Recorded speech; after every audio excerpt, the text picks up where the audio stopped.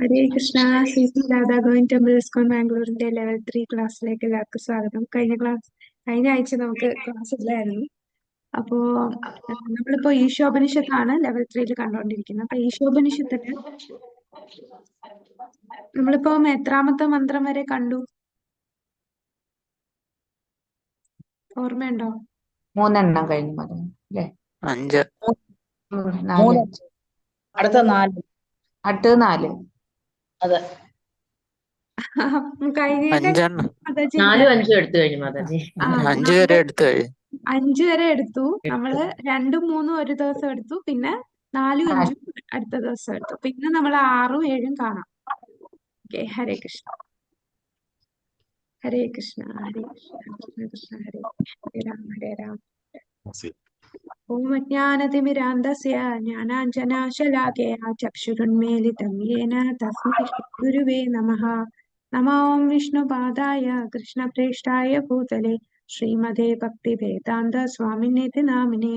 നമസ്തേ സരസ്വതേ ദേവേ ഗൗരവാണി പ്രചാരിണേ നിർവിശേഷശൂന്യവാദി പാശ്ചാത്യദേശധാരിണേ. ജയ ശ്രീകൃഷ്ണ ചൈതന്യ പ്രഭു നിത്യാനന്ദ ശ്രീ അദ്വൈത ഗദാധര ശ്രീവാസാദി ഗൗരഭക്തവൃന്ദ. ഹരേ കൃഷ്ണ കൃഷ്ണ കൃഷ്ണ ഹരേ ഹരേ ഹരേ രാമ രാമ രാമ ഹരേ ഹരേ.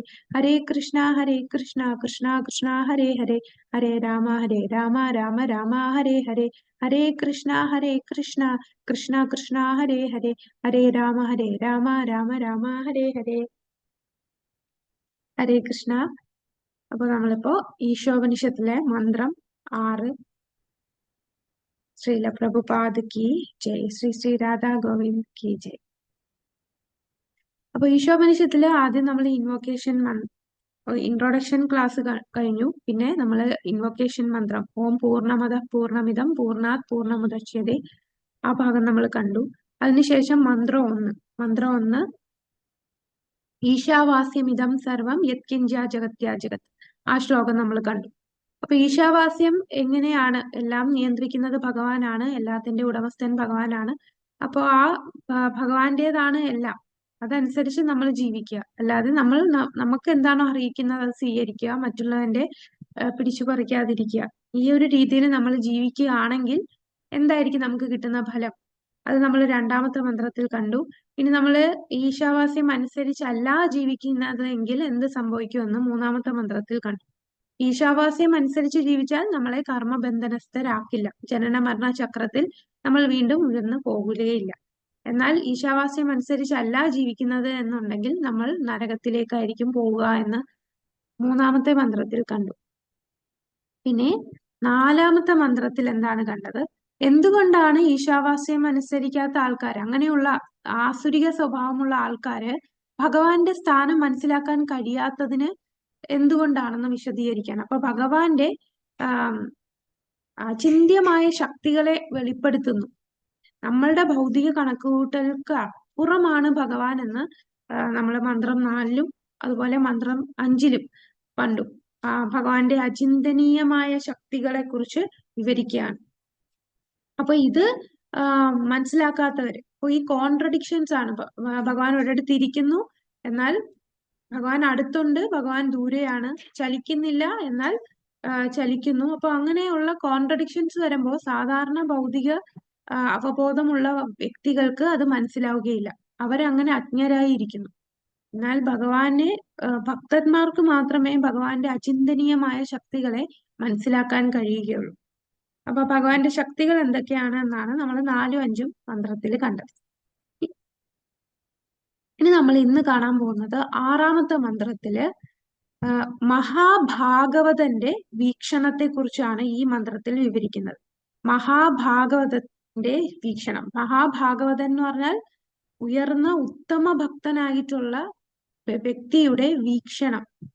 ആ വ്യക്തി എവിടെ നോക്കിയാലും എല്ലായിടത്തും ഭഗവാനെ കാണാൻ കഴിയുന്ന വ്യക്തിയാണ്. അങ്ങനെയുള്ള വ്യക്തിയാണ് മഹാഭാഗവതൻ. അദ്ദേഹത്തിന്റെ വീക്ഷണത്തെയാണ് വിവരിക്കുന്നത്. മന്ത്രം 7ൽ ഇതേ മഹാഭാഗവതന്റെ ബോധത്തെ കുറിച്ച് വിവരിക്കുന്നതാണ് മന്ത്രം 7ലുള്ളത്. ഇന്ന് നമുക്ക് 6ഉം 7ഉം മന്ത്രം എന്താണെന്ന് നോക്കാം. കഴിഞ്ഞ ക്ലാസ്സിൽ 4ാമത്തെ 5ാമത്തെ മന്ത്രത്തിൽ നമ്മൾ കണ്ടു പരസ്പര വിരുദ്ധമായിട്ടുള്ള ഭഗവാന്റെ സ്വഭാവങ്ങൾ. ചലിക്കുന്നു, ചലിക്കാതിരിക്കുന്നു, വളരെ വിദൂരസ്ഥനാണ്, എന്നാൽ സമീപസ്ഥനാണ്, എല്ലാത്തിന്റെ അകത്തും പുറത്തും സ്ഥിതി ചെയ്യുന്നു. ഇതിന് ഉദാഹരണവും നമ്മൾ കണ്ടു. ഭഗവാൻ ചലിക്കുന്നു, ചലിക്കാതിരിക്കുന്നു, അങ്ങ് ദൂരെയാണെങ്കിലും വളരെ അടുത്ത് തന്നെയുണ്ട്, അകത്തുമുണ്ട്, പുറത്തുമുണ്ട്. ഇതിന് ഉദാഹരണമാണ് നമ്മൾ കഴിഞ്ഞ ക്ലാസ്സിൽ കണ്ടത്. ഇന്ന് നമുക്ക് 6ാമത്തെ മന്ത്രം നോക്കാം. ഹരേ കൃഷ്ണ. ഈശോപനിഷത്ത് മന്ത്രമാണ്. യസ്തു സർവാണി ഭൂതാനി ആത്മന്യേവാനുപശ്യതി സർവഭൂതേഷു ചാത്മനാം തതോ ന വിജുഗുപ്സതേ. യസ്തു സർവാണി ഭൂതാനി ആത്മന്യേവാനുപശ്യതി സർവഭൂതേഷു ചാത്മനാം തതോ ന വിജുഗുപ്സതേ. യസ്തു സർവാണി ഭൂതാനി ആത്മന്യേവാനുപശ്യതി സർവഭൂതേഷു ചാത്മനാം തതോ ന വിജുഗുപ്സതേ. ഏതൊരുവൻ ഭഗവാനുമായി ബന്ധപ്പെടുത്തി സകലതിനെയും ദർശിക്കുന്നുവോ. യസ്തു സർവാണി ഭൂതാനി ആത്മന്യേവാനുപശ്യതി, സർവ ജീവരാശികളെയും അവിടുത്തെ വിഭിന്നാംശങ്ങളായി കാണുന്നുവോ. ഏതൊരുവൻ സർവ്വതിലും പരമപുരുഷനെ ദർശിക്കുന്നുവോ ആ വ്യക്തി ഒന്നിനെയും വെറുക്കുന്നില്ല.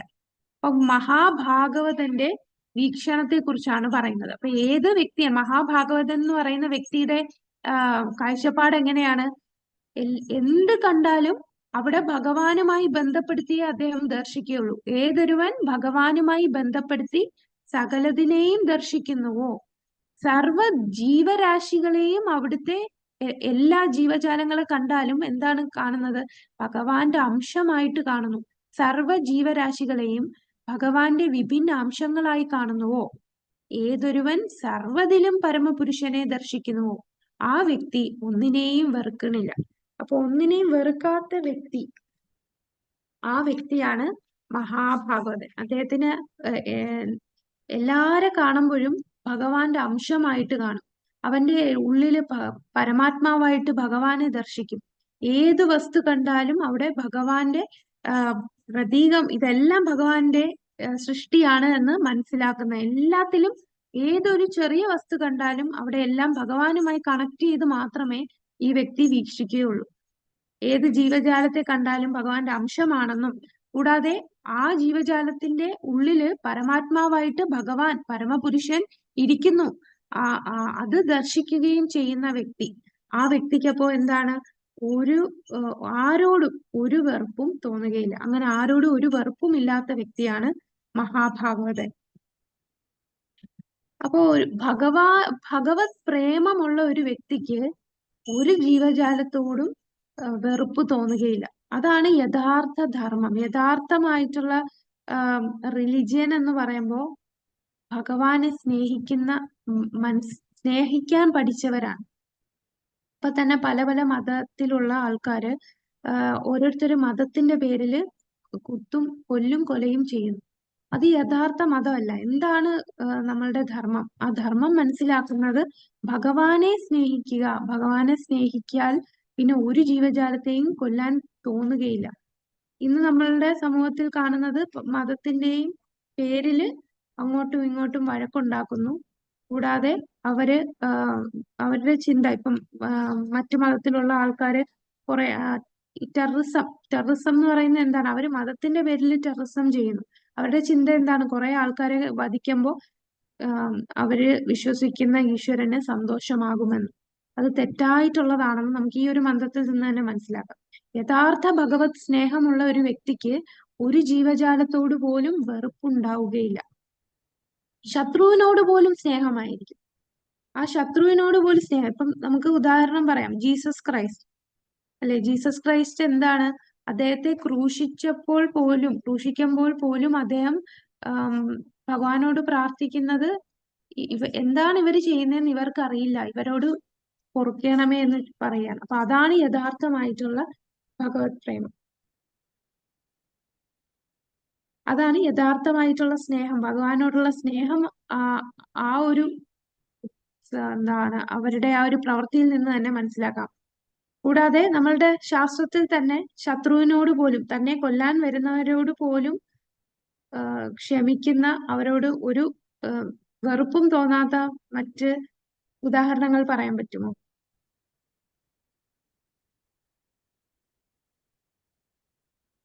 നമ്മുടെ അംബരീഷ് ഭാഗവതത്തിലുള്ള മഹാരാജാവ്. അംബരീഷ് മഹാരാജാവ് കറക്റ്റ് ആണ്. അംബരീഷ് മഹാരാജാവിനെ കൊല്ലാനായിട്ട് ആരാ ദുർവാസ മുനി ഒരു എന്താണ് ഒരു ഭീകര സത്വത്തെ വിടുകയാണ്. അപ്പൊ ദുർവാസ മുനിക്ക് അവിടെ അംബരീഷ് മഹാരാജാവിനെ കൊല്ലുന്ന രീതിയിൽ വരികയാണ്. അപ്പൊ ആ ഒരു അവസ്ഥയിലും അംബരീഷ് മഹാരാജാവ് ദുർവാസാവിനെതിരായിട്ട് എന്തെങ്കിലും പ്രവർത്തിച്ചോ?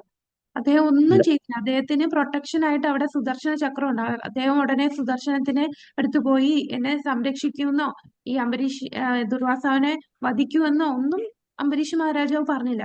അദ്ദേഹം എന്തായിരുന്നു ചെയ്തുകൊണ്ടിരുന്നത്? അംബരീഷ് മഹാരാജാവ് ഭഗവാനെ സ്മരിച്ചുകൊണ്ടേയിരുന്നു. ഭഗവാനെ തന്നെ അല്ലെ. സവൈ മനഃ കൃഷ്ണ പാതാരവിന്ദയോ വാചാംസി വൈകുണ്ഠ ഗുണാനുവർണ്ണനെ. അദ്ദേഹത്തിന്റെ എല്ലാ ഇന്ദ്രിയങ്ങളും അവിടെ ഭഗവാനെ സേവിച്ചുകൊണ്ടിരിക്കുകയാണ്. ദുർവാസ മുനി അവിടെ അത്രയും ദേഷിച്ച് കോപാകുലനായിട്ട് വധിക്കാൻ നിൽക്കുകയാണ്. അപ്പൊ സുദർശന ചക്രം സ്വയം വന്ന് ഇദ്ദേഹത്തെ സംരക്ഷിക്കുകയായിരുന്നു ചെയ്തത്. ഇദ്ദേഹം വിളിച്ചിട്ടല്ല വന്നത്. അപ്പൊ അതാണ് ആ ഒരു ഉയർന്ന മഹാഭാഗവതന്റെ ആ ഒരു മനോഭാവം. ഇതാണ് ശത്രുവിനോട് പോലും വെറുപ്പ് തോന്നില്ല. ഇനി മറ്റൊരു ഉദാഹരണം പറയാമോ? പ്രഹ്ലാദ് മഹാരാജ്. പ്രഹ്ലാദൻ അല്ലെ, സ്വന്തം പിതാവ് എത്ര വട്ടം വധിക്കാൻ ശ്രമിച്ചു, ഏതൊക്കെ രീതിയിൽ, എന്നിട്ടും അദ്ദേഹം നരസിംഹദേവനോട് പ്രാർത്ഥിച്ച് തന്റെ പിതാവിനോട് ക്ഷമിക്കണമേ എന്ന് പ്രാർത്ഥിച്ചു അല്ലെ. അപ്പം പ്രഹ്ലാദ് മഹാരാജാവ് അതൊരു മഹാഭാഗവതനാണ്. പിന്നെ നമുക്ക് ഹരിദാസ് താക്കൂറിനെ പറയാം അല്ലെ. ഹരിദാസ് താക്കൂറിന്റെ എന്തായിരുന്നു?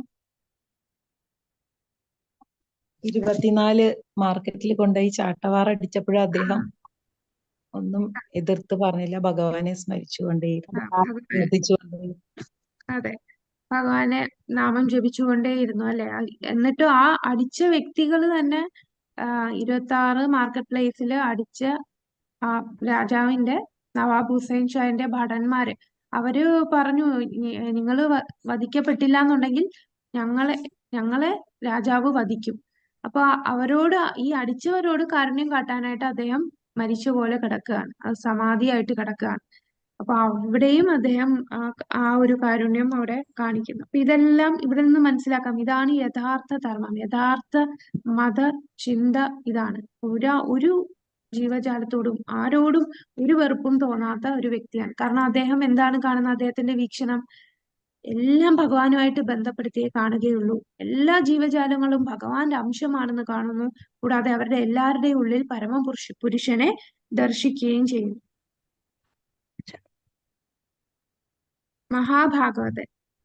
മഹാഭാഗവതം അല്ല, മഹാഭാഗവതനായിട്ടുള്ള ഒരു വ്യക്തിയെ കുറിച്ചാണ് പറയുന്നത്, ഒരു ബുക്കിനെ കുറിച്ചല്ല പറയുന്നത്. ഇത് മഹാഭാഗവതനെ കുറിച്ചുള്ള വിവരണമാണ്. മഹാഭാഗവതനെ കുറിച്ചുള്ള വിവരണമാണ്. കൃഷ്ണനുമായി ബന്ധപ്പെട്ട് എല്ലാം കാണുന്ന വ്യക്തിത്വം. കൃഷ്ണൻ എല്ലായിടത്തുമുണ്ട്, അവൻ എല്ലാറ്റിനും പിന്നിലുണ്ട്. അവൻ ആരെയും വെറുക്കുന്നില്ല, ഉത്കണ്ഠയിലോ മായയിലോ അല്ല. അപ്പം ആരോടും ഒരു വെറുപ്പില്ല, ഒരു ടെൻഷൻ ഇല്ല, ഇനി എന്ത് വരും, ഫ്യൂച്ചറിനെ കുറിച്ച് ഒന്നും ചിന്തയില്ല. എന്താണ്? കാരണം എല്ലാത്തിനെയും നിയന്ത്രിക്കുന്ന ആ വ്യക്തിത്വത്തിന്റെയാണ് ഇതെല്ലാം. ആ വ്യക്തിത്വത്തെ ആശ്രയിച്ച് ജീവിക്കുന്ന വ്യക്തിക്ക് എന്തിനാണ് ഉത്കണ്ഠ?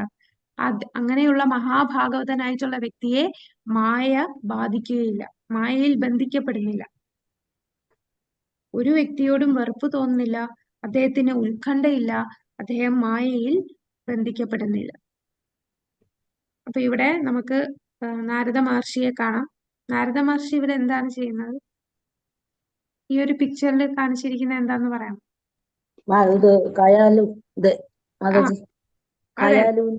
കയാദു കറക്റ്റ് ആണ്. കയാദുവിന്റെ കയാദു എന്ന് പറയുന്നത് നമ്മുടെ പ്രഹ്ലാദന്റെ അമ്മയാണ് അല്ലെ. അപ്പൊ പ്രഹ്ലാദനെ ഗർഭിണിയായിരുന്നപ്പോൾ ഹിരണ്യകശിപു അവിടെ തപസ് ചെയ്യാൻ പോയ സമയത്തായിരുന്നു. ആ സമയത്ത് ഇന്ദ്രനും ദേവഗണങ്ങളും വന്ന് ഈ കുഞ്ഞിനെ വധിക്കാനെന്ന ധാരണയിൽ പിടിച്ചുകൊണ്ടു പോകാനിരിക്കുകയായിരുന്നു. അപ്പോഴാണ് നാരദ മഹർഷി അവരെ തടയുകയും കയാദുവിന് സംരക്ഷണം കൊടുക്കുകയും ചെയ്യുന്നു. അപ്പൊ ഈ സമയത്ത് എന്താണ് ചെയ്യുന്നത്? നാരദ മഹർഷി അവിടെ ഭഗവാനെ കുറിച്ച് വർണ്ണിക്കുകയാണ്. ഭഗവാന്റെ കഥകളെല്ലാം പറഞ്ഞ് കയാതുവിനെ കേൾപ്പിക്കുകയാണ്. പക്ഷെ കയാതു അത് ശ്രദ്ധിച്ചില്ല.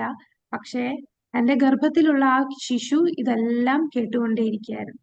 അങ്ങനെ ആ ശിശു ആരായി? അതാണ് പ്രഹ്ലാദൻ മഹാഭാഗവതനായിട്ട് മാറി. നാരദ മഹർഷിയും മഹാഭാഗവതനായിട്ടുള്ള വ്യക്തിയാണല്ലേ. നിരന്തരം എല്ലായ്പ്പോഴും നാരായണ നാമം ജപിച്ചുകൊണ്ട് ഒരുപാട് പേരെ ഭക്തരാക്കിക്കൊണ്ടിരിക്കുകയാണ്. പക്ഷെ നമ്മളിപ്പോ TV സീരിയലിലൊക്കെ കാണുമ്പോൾ നാരദൻ എന്നുള്ള ഒരു ക്യാരക്ടർ ഒരു കൊമേഡിയൻ ക്യാരക്ടറായിട്ടാണ് കാണിക്കുന്നത്. കൂടാതെ എല്ലാരെയും തമ്മി തല്ലിക്കുന്ന ഒരു ക്യാരക്ടർ, അങ്ങനെയുള്ള ഒരു ക്യാരക്ടറായിട്ടാണ് കാണിക്കുന്നത്. പക്ഷെ നമുക്ക് ഭാഗവതത്തിൽ നിന്ന് മനസ്സിലാവും എത്ര ഉയർന്ന ഭക്തനാണ്. നാരദൻ ആരെയൊക്കെയാണ് ഭക്തരാക്കിയത്? നളകുബേരൻ, മണിഗ്രീവനും നളകുബേരനും. കുബേരന്റെ 2 മക്കള്. അവർക്ക് അതെ. അനുഗ്രഹം കൊടുത്തു. അതെ, അവർക്ക് 2 ധ്രുവൻ മരങ്ങളായി. ധ്രുവൻ പിന്നീട് ധ്രുവൻ ഉം. ധ്രുവന് കാട്ടിൽ പോയി തപസ് ചെയ്യാനായിട്ട് അമ്മയുടെ നിർദ്ദേശപ്രകാരം പോയപ്പോൾ ആ കുഞ്ഞിന് ഗുരുവായിട്ട് വന്ന് നിർദ്ദേശങ്ങൾ കൊടുത്തത് നാരദ മഹർഷിയാണ്. പിന്നീട് പിന്നെ ദക്ഷ പ്രജാപതിയുടെ മക്കളല്ലേ മകജി, അവരെ ബ്രഹ്മചാരികളാക്കി. ദക്ഷ പ്രജാപതിയുടെ മക്കളെല്ലാരെയും ഇദ്ദേഹം അല്ലെ, അവരെല്ലാരെയും ബ്രഹ്മചാരിയായി മാറുന്നു. പിന്നെ വീണ്ടും ദക്ഷന്റെ വീണ്ടും മക്കളുണ്ടാകുമ്പോൾ ആ മക്കളെയും ഇദ്ദേഹം ഭഗവാനെ കുറിച്ച് പറഞ്ഞ് എന്തിനാണ് ഭൗതിക ജീവിതത്തിൽ പോകുന്നതെന്ന് പറഞ്ഞ് അവരെയും ഈ വഴിയിലേക്ക് കൊണ്ടുപോകുന്നു. അങ്ങനെ അദ്ദേഹത്തിന് ശാപം കിട്ടും അല്ലെ, നാരദ മഹർഷിക്ക് ഒരിടത്ത് സ്ഥിരമായി നിൽക്കില്ല എന്ന് ഉള്ള ശാപം കിട്ടുന്നു. വേറെ ഉദാഹരണം പറയാമോ? പ്രഹ്ലാദൻ. പിന്നെ രത്നാകരൻ. രത്നാകരൻ, അതെ, കാട്ടാളനായിട്ടുള്ള രത്നാകരൻ വാൽമീകിയായി മാറി. അവിടെ നാരദ മഹർഷിയാണ്. അങ്ങനെ എത്ര പേര്. പിന്നെ നമ്മുടെ മൃഗാരി, ഓരോ ജീവജാലങ്ങളെ പകുതി കൊന്ന് അത് വേദനിച്ച് പടഞ്ഞു മരിക്കുന്ന കണ്ട് ആസ്വദിക്കുന്ന ഒരു വ്യക്തിത്വമായിരുന്നു മൃഗാരി. അങ്ങനെയുള്ള ഒരു ക്രൂരമായിട്ടുള്ള രീതിയിൽ ഓരോ ജീവജാലങ്ങളെ കൊന്നിരുന്ന ഈ വ്യക്തിയെ ഉയർന്ന ഭക്തനാക്കി മാറ്റി. അതെല്ലാം നാരദ മഹർഷിയുടെ മഹാഭാഗവതനുമായിട്ടുള്ള അസോസിയേഷൻ കാരണം, ആ ഭാഗവതന്റെ അനുഗ്രഹം കൊണ്ട് അവരെല്ലാം ഭക്തരായതാണ്. അങ്ങനെ ഒരുപാട് ഉദാഹരണങ്ങൾ നമ്മൾ കാണാം അല്ലെ. ഹരേ കൃഷ്ണ. അപ്പൊ ഇത് നമ്മള് ഉപദേശാമൃതത്തിൽ കണ്ടതാണ്. 3 തലത്തിലുള്ള ഭക്തര് തന്നെ 3 തലത്തിലുണ്ട്. ആരൊക്കെയാണ്? കനിഷ്ഠാധികാരി, മധ്യമാധികാരി, ഉത്തമാധികാരി. ഇങ്ങനെ 3 തലത്തിലുള്ള ഭക്തരാണ്. കനിഷ്ഠാധികാരി എന്ന് പറയുമ്പോൾ കനിഷ്ഠാധികാരി ഭഗവാന്റെ സാന്നിധ്യം ക്ഷേത്രത്തില് വിഗ്രഹത്തില് മാത്രമേ കാണുന്നുള്ളൂ. അല്ലാതെ ഭക്തന്മാരോട് ഒന്നും ബഹുമാനം കാണിക്കില്ല. അദ്ദേഹത്തിന് ഭഗവാനില് വിശ്വാസമുണ്ട്, പക്ഷെ ആ വിഗ്രഹത്തിൽ മാത്രമേ അദ്ദേഹം ആ വിശ്വാസം അർപ്പിക്കുന്നുള്ളൂ. ഭക്തന്മാരെ അധികം ബഹുമാനിക്കുന്നില്ല. ബാഹ്യ ഘടകങ്ങളുമായിട്ടാണ് കൂടുതൽ ആസക്തി. മൃദുവും വഴക്കവുമുള്ള വിശ്വാസമാണ്. വിശ്വാസം എന്ന് പറഞ്ഞാൽ ഉറച്ച വിശ്വാസമല്ല. വേറെ ആരെങ്കിലും വന്ന് ഈ വിശ്വാസമൊന്നും സത്യമല്ല, ഇതൊക്കെ തട്ടിപ്പാണ് എന്നൊക്കെ പറയുമ്പോ ആ വ്യക്തിക്ക് ഒരു മനസ്സ് ചഞ്ചലപ്പെടും. ശരിയാണല്ലോ, ഇത് കറക്റ്റ് ആണോ, ഇതില് ഫോളോ ചെയ്യുന്നതൊന്നും ശരിയായിരിക്കില്ല, എല്ലാം തട്ടിപ്പാണ്. കാരണം സമൂഹത്തിൽ ഇതൊക്കെയാണല്ലോ സംഭവിക്കുന്നത്. അതുപോലൊരു വിഭാഗമാണ് എന്ന് വിചാരിച്ച് അവരുടെ ആ വിശ്വാസം പോകുന്നു, ഭഗവാനിലെ വിശ്വാസം ഇല്ലാതാകുന്നു. അപ്പൊ മൃദുവായിട്ടുള്ള വിശ്വാസമാണ്, ചഞ്ചലമാണ് അവരുടെ വിശ്വാസം. ശാസ്ത്രത്തിലും അധികം ജ്ഞാനമില്ല, സുപരിചിതമല്ല. ശാസ്ത്ര നിഗമനങ്ങളൊന്നും വളരെ പരിചിതമില്ലാത്തവരാണ്. അപ്പൊ കനിഷ്ഠാധികാരി ലെവലിൽ നിന്ന് മധ്യമാധികാരിയിലോട്ട് പോകുമ്പോഴാണ് നമ്മൾ ഈ ഒരു ആദ്യത്തെ ദീക്ഷ, ഹരിനാമ ദീക്ഷ എടുക്കുന്നവര്. കനിഷ്ഠാധികാരി തന്നെ 3 ലെവലുണ്ട്. ഇത് നമ്മൾ ഉപദേശാമൃതം ക്ലാസ്സിൽ പറഞ്ഞിട്ടുണ്ട്. അപ്പൊ അതില് 3 ലെവലില് 3ാമത്തെ ലെവലിൽ വരുന്നവരാണ് ആദ്യത്തെ ദീക്ഷ എടുക്കുന്നത്. ഓക്കെ, ഇനി അടുത്തത് മധ്യമാധികാരി. മധ്യമാധികാരി എന്ന് പറയുമ്പോൾ ബ്രാഹ്മണിക്കൽ ദീക്ഷ എടുക്കുന്ന വ്യക്തികളാണ്. എടുത്ത വ്യക്തികളാണ് മധ്യമാധികാരി. അവർ ആർച്ച വിഗ്രഹത്തെ ആരാധിക്കാൻ യോഗ്യതയുള്ളവരാണ്. ഇനി ഇവര് മധ്യമാധികാരിയായിട്ടുള്ള ഭക്തന്മാര് വേർതിരിച്ച ആൾക്കാരെ ഓരോ ആൾക്കാരെയും ഓരോ രീതിയിലാണ് ബഹുമാനിക്കുന്നത്. അപ്പൊ ഭക്തരായിട്ടുള്ളവരോട് സൗഹൃദമായിരിക്കും. നിരപരാധികൾ ആയിട്ടുള്ളവർ, അതായത് പതീതരായിട്ട് ഇതിനെക്കുറിച്ച് ഒന്നും അറിയാത്ത പാവം ആൾക്കാരുണ്ടെങ്കിൽ അവരോട് കാരുണ്യം കാട്ടും. ഇനി നിരീശ്വരവാദികളായിട്ടുള്ള അസൂയാലുക്കളായിട്ടുള്ളവരെ പാടെ ഒഴിവാക്കും. ഭഗവാനോട് അതിയായ പ്രേമം. അപ്പൊ ഭഗവാനെ പ്രേമപൂർവം ആരാധിക്കുന്നു. ഭക്തന്മാരോട് സൗഹൃദത്തോടു കൂടിയായിരിക്കും അവര് ബഹുമാനിക്കുക. പതീതരായിട്ടുള്ള ആത്മാക്കൾക്ക് കാരുണ്യം കാട്ടി അവരെ കൃഷ്ണാവബോധത്തിലേക്ക് കൊണ്ടുവരാൻ സഹായിക്കുന്നു. ഇനി ഈർഷ്യാലുക്കളായിട്ടുള്ള നിരീശ്വരവാദികളായിട്ടുള്ള വ്യക്തികളോട് അവർ ഒഴിവാക്കുന്നു. അങ്ങനെയുള്ളവരെ ഉപദേശിക്കാൻ പോവില്ല. അതെന്തുകൊണ്ടാണ് ഇങ്ങനെ ഈർഷ്യാലുക്കളെ ഒഴിവാക്കുന്നത്? ചൈതന്യ മഹാപ്രഭു നമ്മുടെ അടുത്ത് പറയുന്നത് എന്താണ്? യാരേ തേക്കോ താരേക്കാഹു കൃഷ്ണ ഉപദേശം. എല്ലാവരോടും കൃഷ്ണ ഉപദേശിക്കുക. പക്ഷെ ഈർഷ്യാലുക്കളെ മധ്യമാധികാരി ഒഴിവാക്കുകയാണ് ചെയ്യുന്നത്. കാരണം മാതാജി മറ്റേ 10 അപരാധത്തില് 9ാമത്തെ അപരാധം അവിശ്വാസികളെ വ്യക്തികളെ ഭഗവാനെ കുറിച്ചുള്ള ഉപദേശിക്കരുത് എന്നുള്ള ഇതുണ്ടല്ലോ മാതാജി. അതെ, കറക്റ്റ് ആണ്. 9ാമത്തെ അപരാധം പറയുന്നുണ്ടല്ലേ, അവിശ്വാസികളെ ഉപദേശിക്കില്ല. അതെന്തുകൊണ്ടാണ്? അങ്ങനെ ഉപദേശിച്ചാൽ എന്താ സംഭവിക്കുക? കാരണം ഇങ്ങനെയുള്ള വ്യക്തികളുടെ അടുത്ത് പറഞ്ഞു കൊടുത്ത് അവര് വീണ്ടും ഭഗവാനെ അധിക്ഷേപിച്ച് സംസാരിക്കും. അപ്പൊ ഭഗവാന്റെ നാമത്തിന്റെ മൂല്യത്തെക്കുറിച്ച് ഒരു അവിശ്വാസിയോട് പറയുമ്പോൾ അവരെ ഒരു പുച്ഛത്തോടെ കാണുകയും ആ നാമത്തിനെ തന്നെ അവര് നാമത്തോട് അപരാധങ്ങൾ അവർ ചെയ്യുകയും ചെയ്യും. അപ്പൊ അവര് കൂടുതൽ അപരാധത്തിലേക്ക് പോകാതിരിക്കാൻ വേണ്ടിയാണ് നമ്മൾ അവരെ ഒഴിവാക്കുന്നത്. അപ്പൊ നമ്മൾ കാരണം അവര് തന്നെ കൂടുതൽ അപരാധം ചെയ്യും. അപ്പം കൂടാതെ നമ്മളും അവരുമായിട്ടുള്ള ആ അസോസിയേഷൻ കൊണ്ട് നമ്മളും ആ ഒരു വേണ്ടാത്ത ആ ഒരു അസോസിയേഷൻ ആയി പോയല്ലോ എന്ന് നമുക്കും തോന്നും. അപ്പൊ അങ്ങനെയുള്ളവര് കൂടുതൽ അപരാധം ചെയ്യാതിരിക്കാൻ വേണ്ടിയാണ് ശരിക്കും മധ്യമാധികാരി മാറി നിൽക്കുന്നത്. ഇവരോട് എത്ര പറഞ്ഞാലും ഇവർക്ക് മനസ്സിലാവുകയില്ല. നമ്മൾ അവരെ ഉപദേശിക്കാനും പ്രീച്ച് ചെയ്യാനും ഒക്കെ പോയാലും അവര് എതിർത്ത് സംസാരിച്ച് ഇതിനെ അല്ലാന്ന് തീർക്കാനും ഒക്കെ പല രീതിയിൽ അവർ സംസാരിച്ചു. കാരണം അവരുടെ ഹൃദയത്തിൽ ഇത് കേറില്ല. അങ്ങനെ അവര് കൂടുതൽ ഭക്തന്മാരെ അധിക്ഷേപിക്കും, ഭഗവാന്റെ ശാസ്ത്രത്തെ അധിക്ഷേപിക്കും, ഭഗവാനെ അധിക്ഷേപിക്കും, ഭഗവത് നാമത്തെ അധിക്ഷേപിക്കും. അങ്ങനെ കൂടുതൽ ഇവര് അധിക്ഷേപിച്ച് അവര് തന്നെ അപരാധങ്ങളുടെ ഒരു കുന്നുപോലെ അവര് അപരാധങ്ങൾ ചെയ്തുകൊണ്ടിരിക്കും. അങ്ങനെ അപരാധം ചെയ്താൽ അവർക്ക് ഭക്തിയിൽ വരാൻ ഉള്ള അവസരം കുറഞ്ഞു വരികയാണ്. അപ്പൊ നമ്മൾ അവരെ പാടെ ഒഴിവാക്കിയാൽ അത്രയും അപരാധം കുറഞ്ഞു കിട്ടും അല്ലെ? അവര് ചെയ്യുന്ന അപരാധം കുറയും. അപ്പൊ ഇങ്ങനെയുള്ള ആൾക്കാരെ നമ്മള് അവര് പോലും അറിയാതെ അവർക്ക് കുറെ സുകൃതി കിട്ടണം.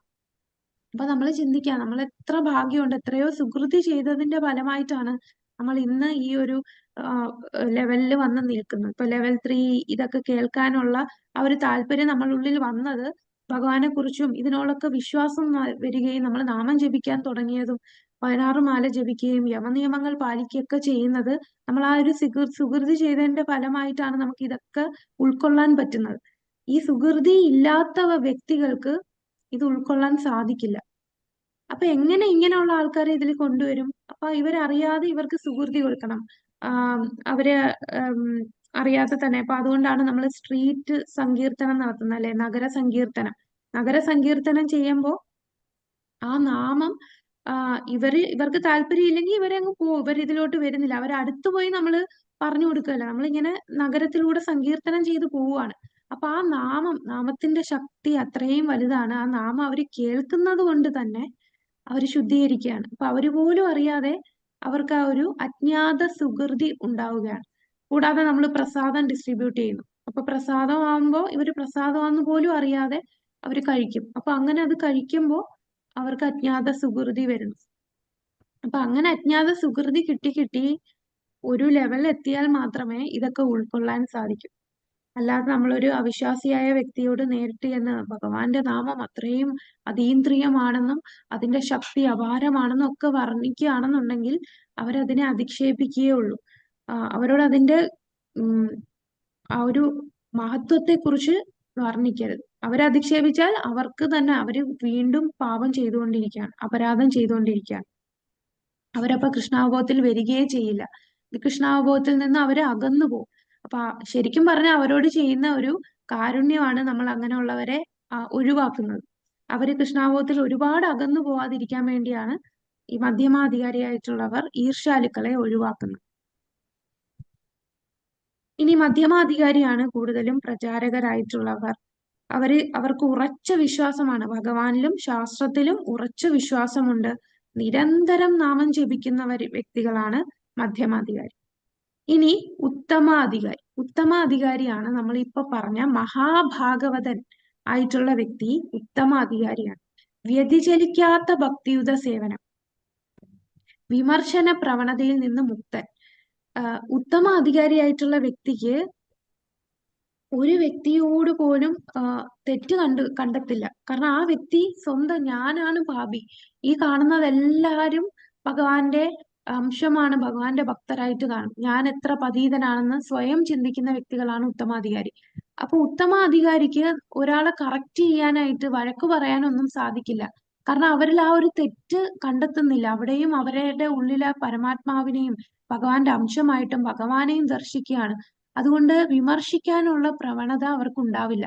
വിമർശന പ്രവണതയിൽ നിന്ന് മുക്തനായിട്ടുള്ള വ്യക്തിയാണ് ഉത്തമാധികാരി. എല്ലാ ജീവജാലങ്ങളും പൂർണ്ണമാണ് എന്ന് കാണുന്നു.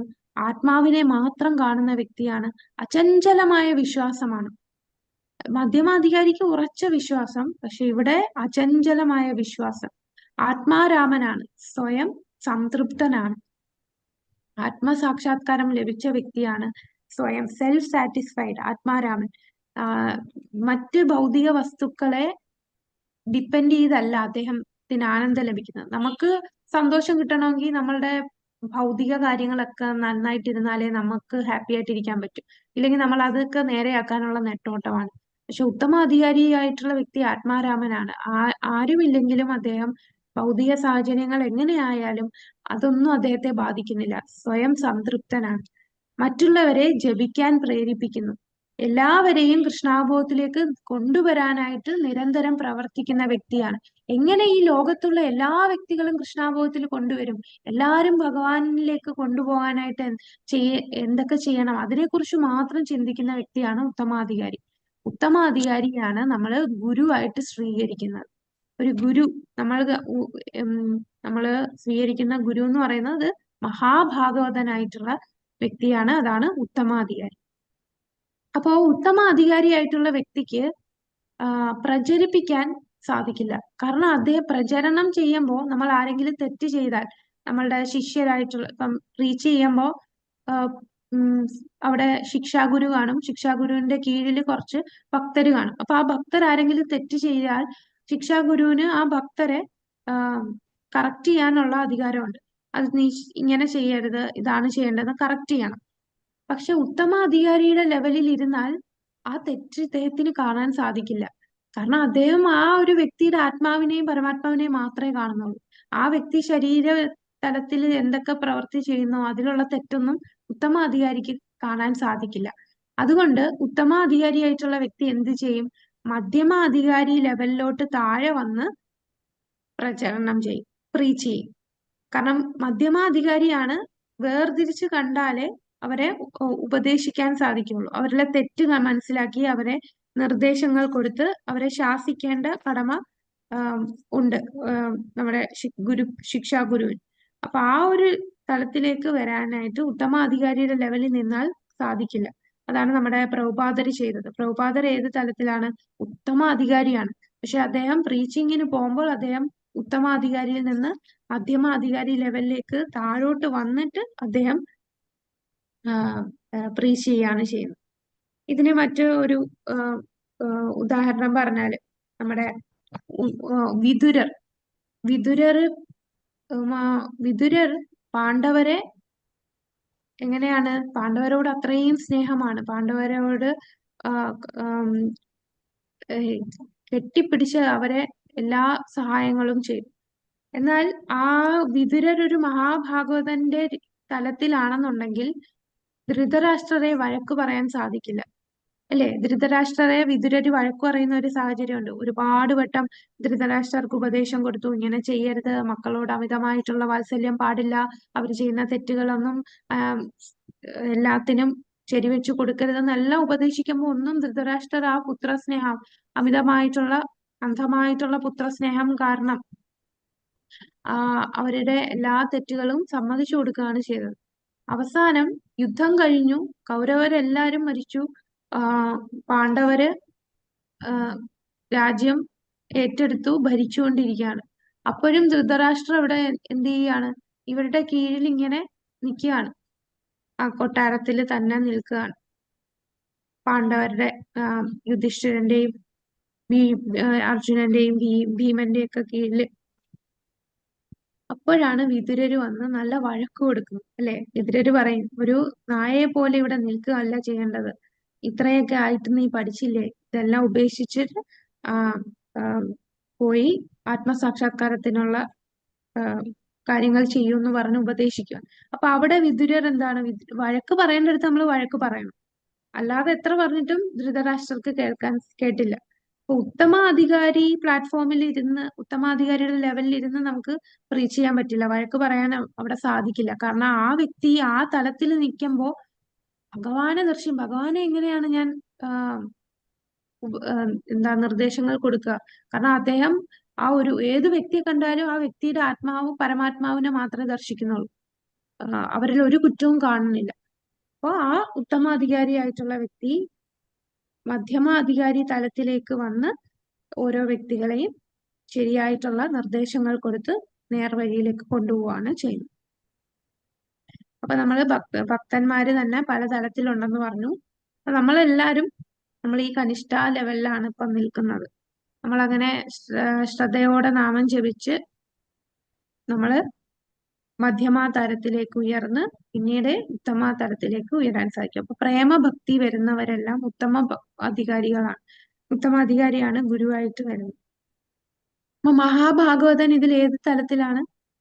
കനിഷ്ഠ, മധ്യമ, ഉത്തമയാണ്. ഉത്തമാധികാരിയാണ് മഹാഭാഗവതനായിട്ടുള്ള വ്യക്തി. ഇനി നമ്മള് ഈ ഒരു ശ്ലോകത്തില്, നമ്മളെ ഈ 6ാമത്തെ ശ്ലോകത്തിൽ ഒരു വാക്ക് കണ്ടു, അനുപശ്യതി. അനു എന്ന് പറഞ്ഞാൽ പിന്തുടരുക. പശ്യതി എന്ന് പറഞ്ഞാൽ ദർശിക്കുക. അപ്പോ നമ്മൾ കാണുന്നത്, നമ്മളുടെ ദർശിക്കുന്നത് കാര്യങ്ങൾ, നമ്മൾ കാണുന്നത് എങ്ങനെയായിരിക്കണം? ശാസ്ത്ര ചക്ഷുഷ, അതായത് ശാസ്ത്രത്തിൽ കൂടെ വേണം നമ്മൾ കാണേണ്ടത്, അല്ലാതെ ഭൗതിക തലത്തിലല്ല നമ്മൾ കാര്യങ്ങൾ കാണേണ്ടത്, ശാസ്ത്രത്തിലൂടെ കാണുക. ഇപ്പൊ ശാസ്ത്രം എന്ന് പറയുന്നത് നമ്മൾ കേൾക്കുകയാണ് ചെയ്യുന്നത്. അപ്പൊ ചെവിയിലൂടെ കാണുക എന്ന് പറയും. ശ്രവിച്ച് നിരീക്ഷിക്കുക, കാഴ്ച വികസിപ്പിക്കുക, അതുള്ളവരെ പിന്തുടർന്ന് അവർക്ക് ലഭിച്ച ആശയങ്ങളും അറിവുകളും അംഗീകരിക്കുക. അപ്പോ ആത്മീയ ജ്ഞാനം കിട്ടിയ വ്യക്തികളിൽ കൂടെ, ഇതുപോലെ മഹാഭാഗവതനായിട്ടുള്ള വ്യക്തികളിൽ നിന്ന് നമ്മൾ ശാസ്ത്രത്തെ കേട്ട് ആ കേൾവിയിലൂടെ വേണം നമ്മൾ ദർശിക്കാൻ. നമ്മള് ധാമില് പോകുമ്പോ നമ്മൾ എപ്പോഴും ഒരു ആചാര്യന്റെ കൂടെ വേണം ധാമില് പോകാൻ. അല്ലാതെ നമ്മളൊരു ഫാമിലി ആയിട്ട് ഒരു ടൂറ് പോകുന്ന പോലെ വൃന്ദാവനിലും മായപ്പൂരിലും ഒക്കെ പോയാൽ നമുക്ക് അവിടെ ഒന്നും കാണാൻ സാധിക്കില്ല, അവിടെ എന്താണെന്ന് ഒന്നും അറിയില്ല. പക്ഷെ നമ്മളൊരു ആചാര്യന്റെ കൂടെ പോകുമ്പോൾ എന്നാൽ ആ ആചാര്യൻ ഓരോ സ്ഥലത്തെയും മഹിമകൾ പറഞ്ഞു തരും, അവിടുത്തെ എന്താണ് ആ സ്ഥലത്തിന്റെ മാഹാത്മ്യം, കൂടാതെ അവിടുത്തെ ലീലകൾ എന്തൊക്കെയാണ് നടന്നത്. അപ്പൊ നമുക്ക് അവിടെയൊക്കെ ദർശിക്കുമ്പോൾ നമ്മളുടെ കണ്ണിലൂടെ ആ കാര്യങ്ങൾ കാണും. അല്ലെങ്കിൽ നമ്മൾ ഫുള്ളും ഭൗതികമായിട്ടുള്ള കല്ല്, മണ്ണ്, ഒരു ബിൽഡിങ്, ഒരു കല്ല് കൊണ്ട് ഒരു വിഗ്രഹം, അത്രേ കാണും. അപ്പൊ അത് ശരിക്കും ആ ഭഗവാൻ എങ്ങനെ വന്നു, ഇതിന്റെ കാര്യങ്ങളെല്ലാം നമ്മൾ ശാസ്ത്രത്തിലൂടെയും ഈ ശാസ്ത്രങ്ങൾ മനസ്സിലാക്കിയ ശാസ്ത്രങ്ങളെ പിന്തുടരുന്ന വ്യക്തികളിൽ കൂടെ ആ ആശയങ്ങൾ നമ്മൾ കേൾക്കണം. അതായത് ശാസ്ത്രത്തിലൂടെ നമ്മൾ കാണണം. അതാണ് ശാസ്ത്ര ചക്ഷുഷ എന്ന് പറയുന്നത്. അതിനെയാണ് അനുപശ്യതി എന്ന് പറയുന്നത്. അനുപശ്യതി എന്ന് പറയുമ്പോൾ ശാസ്ത്രത്തിലൂടെ ദർശിക്കുക. ശാസ്ത്രങ്ങൾ മനസ്സിലാക്കിയ വ്യക്തികൾ, ശാസ്ത്രത്തെ പിന്തുടരുന്ന വ്യക്തികളിലൂടെ കേട്ട് നമ്മൾ കാണുക. ആശയങ്ങൾ. അപ്പൊ നമ്മളുടെ കാഴ്ചപ്പാട് മാറ്റണം. നമ്മളല്ലാതെ ഭൗതിക തലത്തിൽ നമ്മളിപ്പോ ഒരു ഗംഗാ നദിയിൽ ചെല്ലുമ്പോൾ ഗംഗയെ കാണുമ്പോൾ നമ്മളുടെ ഭൗതിക കണ്ണോട് കൂടി കാണുമ്പോൾ എന്താണ്, അയ്യേ അത് മൊത്തവും ചെളിയും അഴുക്കും പൊടിയും നുരയും പതയും നിറഞ്ഞിരിക്കുന്നു, അഴുക്ക വെള്ളമാണ്, ഇറങ്ങണ്ട എന്ന് നമ്മൾ ഭൗതിക കണ്ണോട് കാണുമ്പോ അങ്ങനെ തോന്നും. പക്ഷെ ശാസ്ത്രത്തിലൂടെ കേൾക്കുമ്പോൾ നമുക്ക് മനസ്സിലാവും ഗംഗ എന്ന് പറയുന്നത് ഏത് തലത്തിലാണെങ്കിലും അത് പുണ്യ നദിയാണ്. അത്രയും നമ്മളെ ശുദ്ധീകരിക്കുന്ന, നമ്മുടെ എല്ലാ പാപങ്ങളെയും നശിപ്പിക്കുന്ന നദിയാണ് ഗംഗ. അത് നമ്മുടെ ഭൗതിക കണ്ണുകളോട് നോക്കുമ്പോൾ അത് അഴുക്കാന്ന് തോന്നും.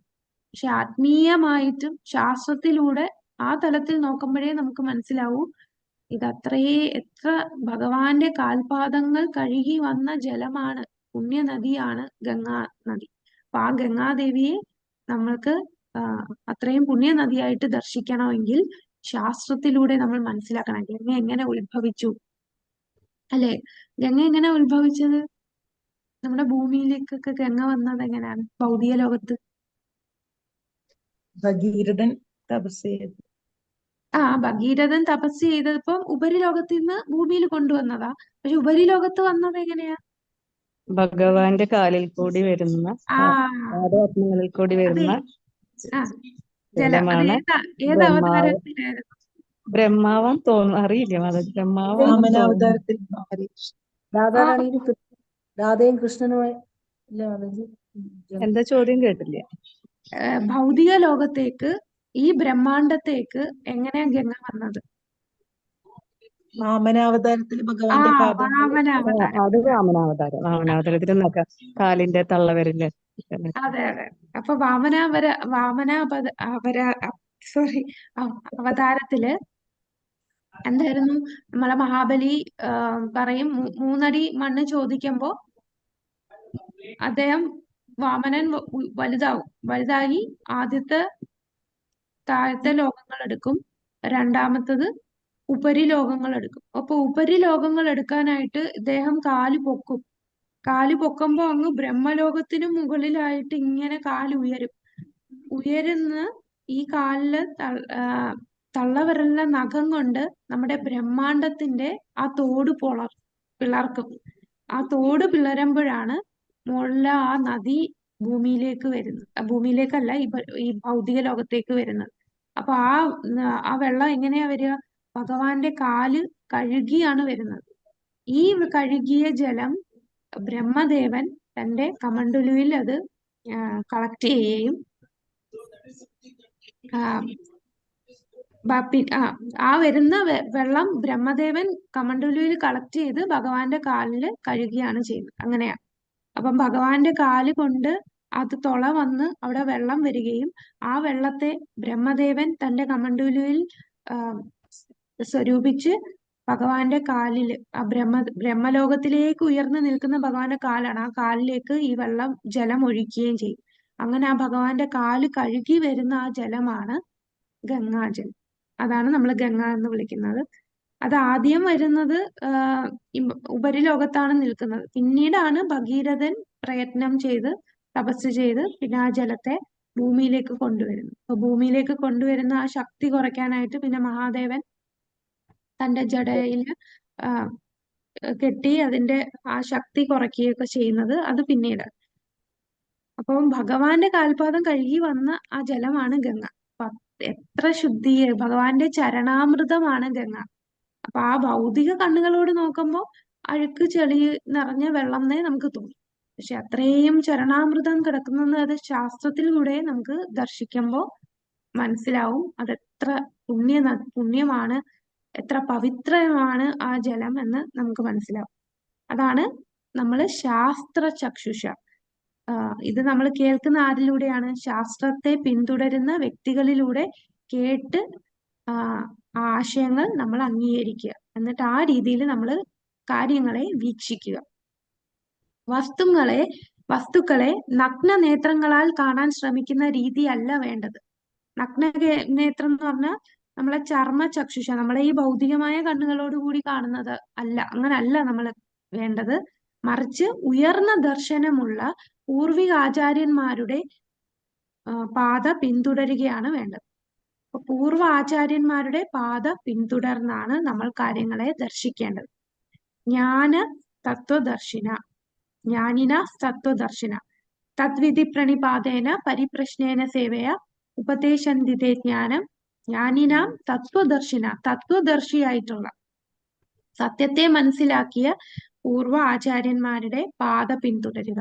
കാരണം അവർക്ക് ഇതറിയാം, അവരിത് മനസ്സിലാക്കിയ ആത്മസാക്ഷാത്കാരം ലഭിച്ച പരമസത്യം എന്താണെന്ന് മനസ്സിലാക്കിയ വ്യക്തികളാണ്. അപ്പൊ അവരിലൂടെ വേണം, അവരുടെ പാത പിന്തുടർന്ന് അവരെന്താണോ നമുക്ക് നിർദ്ദേശിച്ചു തരുന്നത് അതനുസരിച്ച് നമ്മൾ കാര്യങ്ങളെ വീക്ഷിക്കുക. അങ്ങനെയാണ് വേണ്ടത്. ഉന്നത സ്രോതസ്സുകളിൽ നിന്ന് അറിവ് നേടാതെ ഒരാൾക്ക് ശരിയായ ദർശനം സാധ്യമാവുകയില്ല.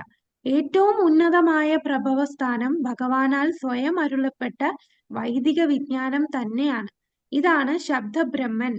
വെളിപ്പാട് ആചാര്യന്മാരുടെ ശാസ്ത്രങ്ങളിലെയും വചന സമാനമാണ്. അപ്പൊ നമ്മൾ ജ്ഞാനം ഏതിലാണ്? ശബ്ദപ്രമാണത്തിലൂടെ, ശബ്ദബ്രഹ്മത്തിലൂടെ വേണം നമ്മൾ വിജ്ഞാനം നേടേണ്ടത്. പല രീതിയിൽ നമ്മൾ ആദ്യത്തെ ഇൻട്രൊഡക്ഷൻ ക്ലാസ്സിൽ കണ്ടില്ലേ, പല രീതിയിൽ നമുക്ക് ജ്ഞാനം എടുക്കാം. നമ്മള് അനുഭവം കൊണ്ട്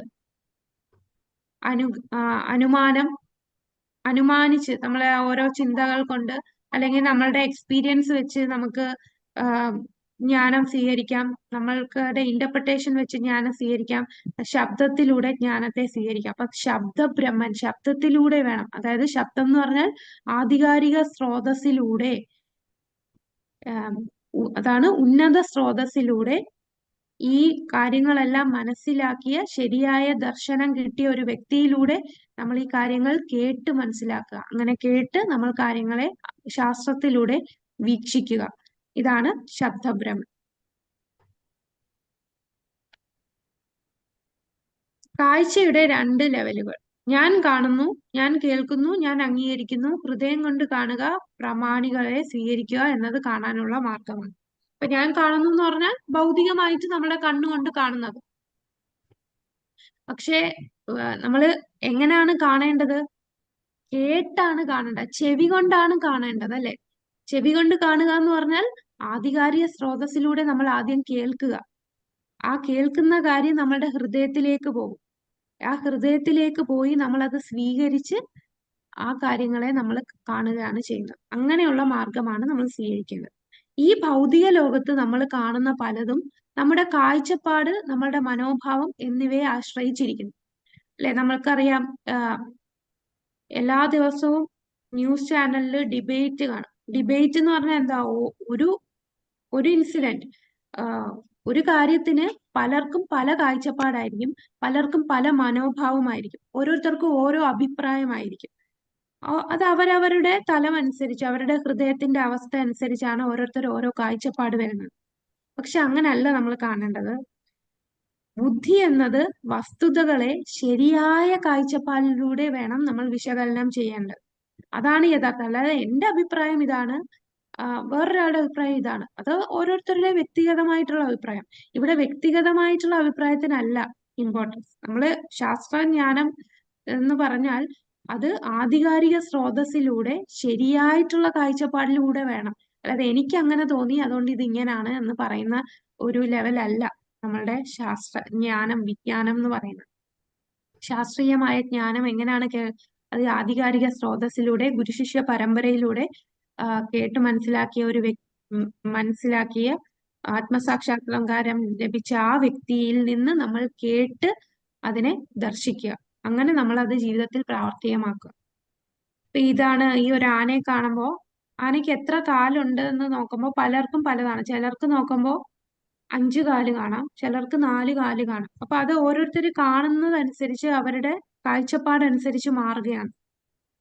എന്നാൽ നമ്മൾ എങ്ങനെയാണ് കാണേണ്ടത്? ശരിയായ കാഴ്ചപ്പാടിലൂടെ കാണുക. അതിനാണ് ഗുരുശിഷ്യ പരമ്പരയിലൂടെ വേണം നമ്മൾ വസ്തുതകളെ കാണാൻ.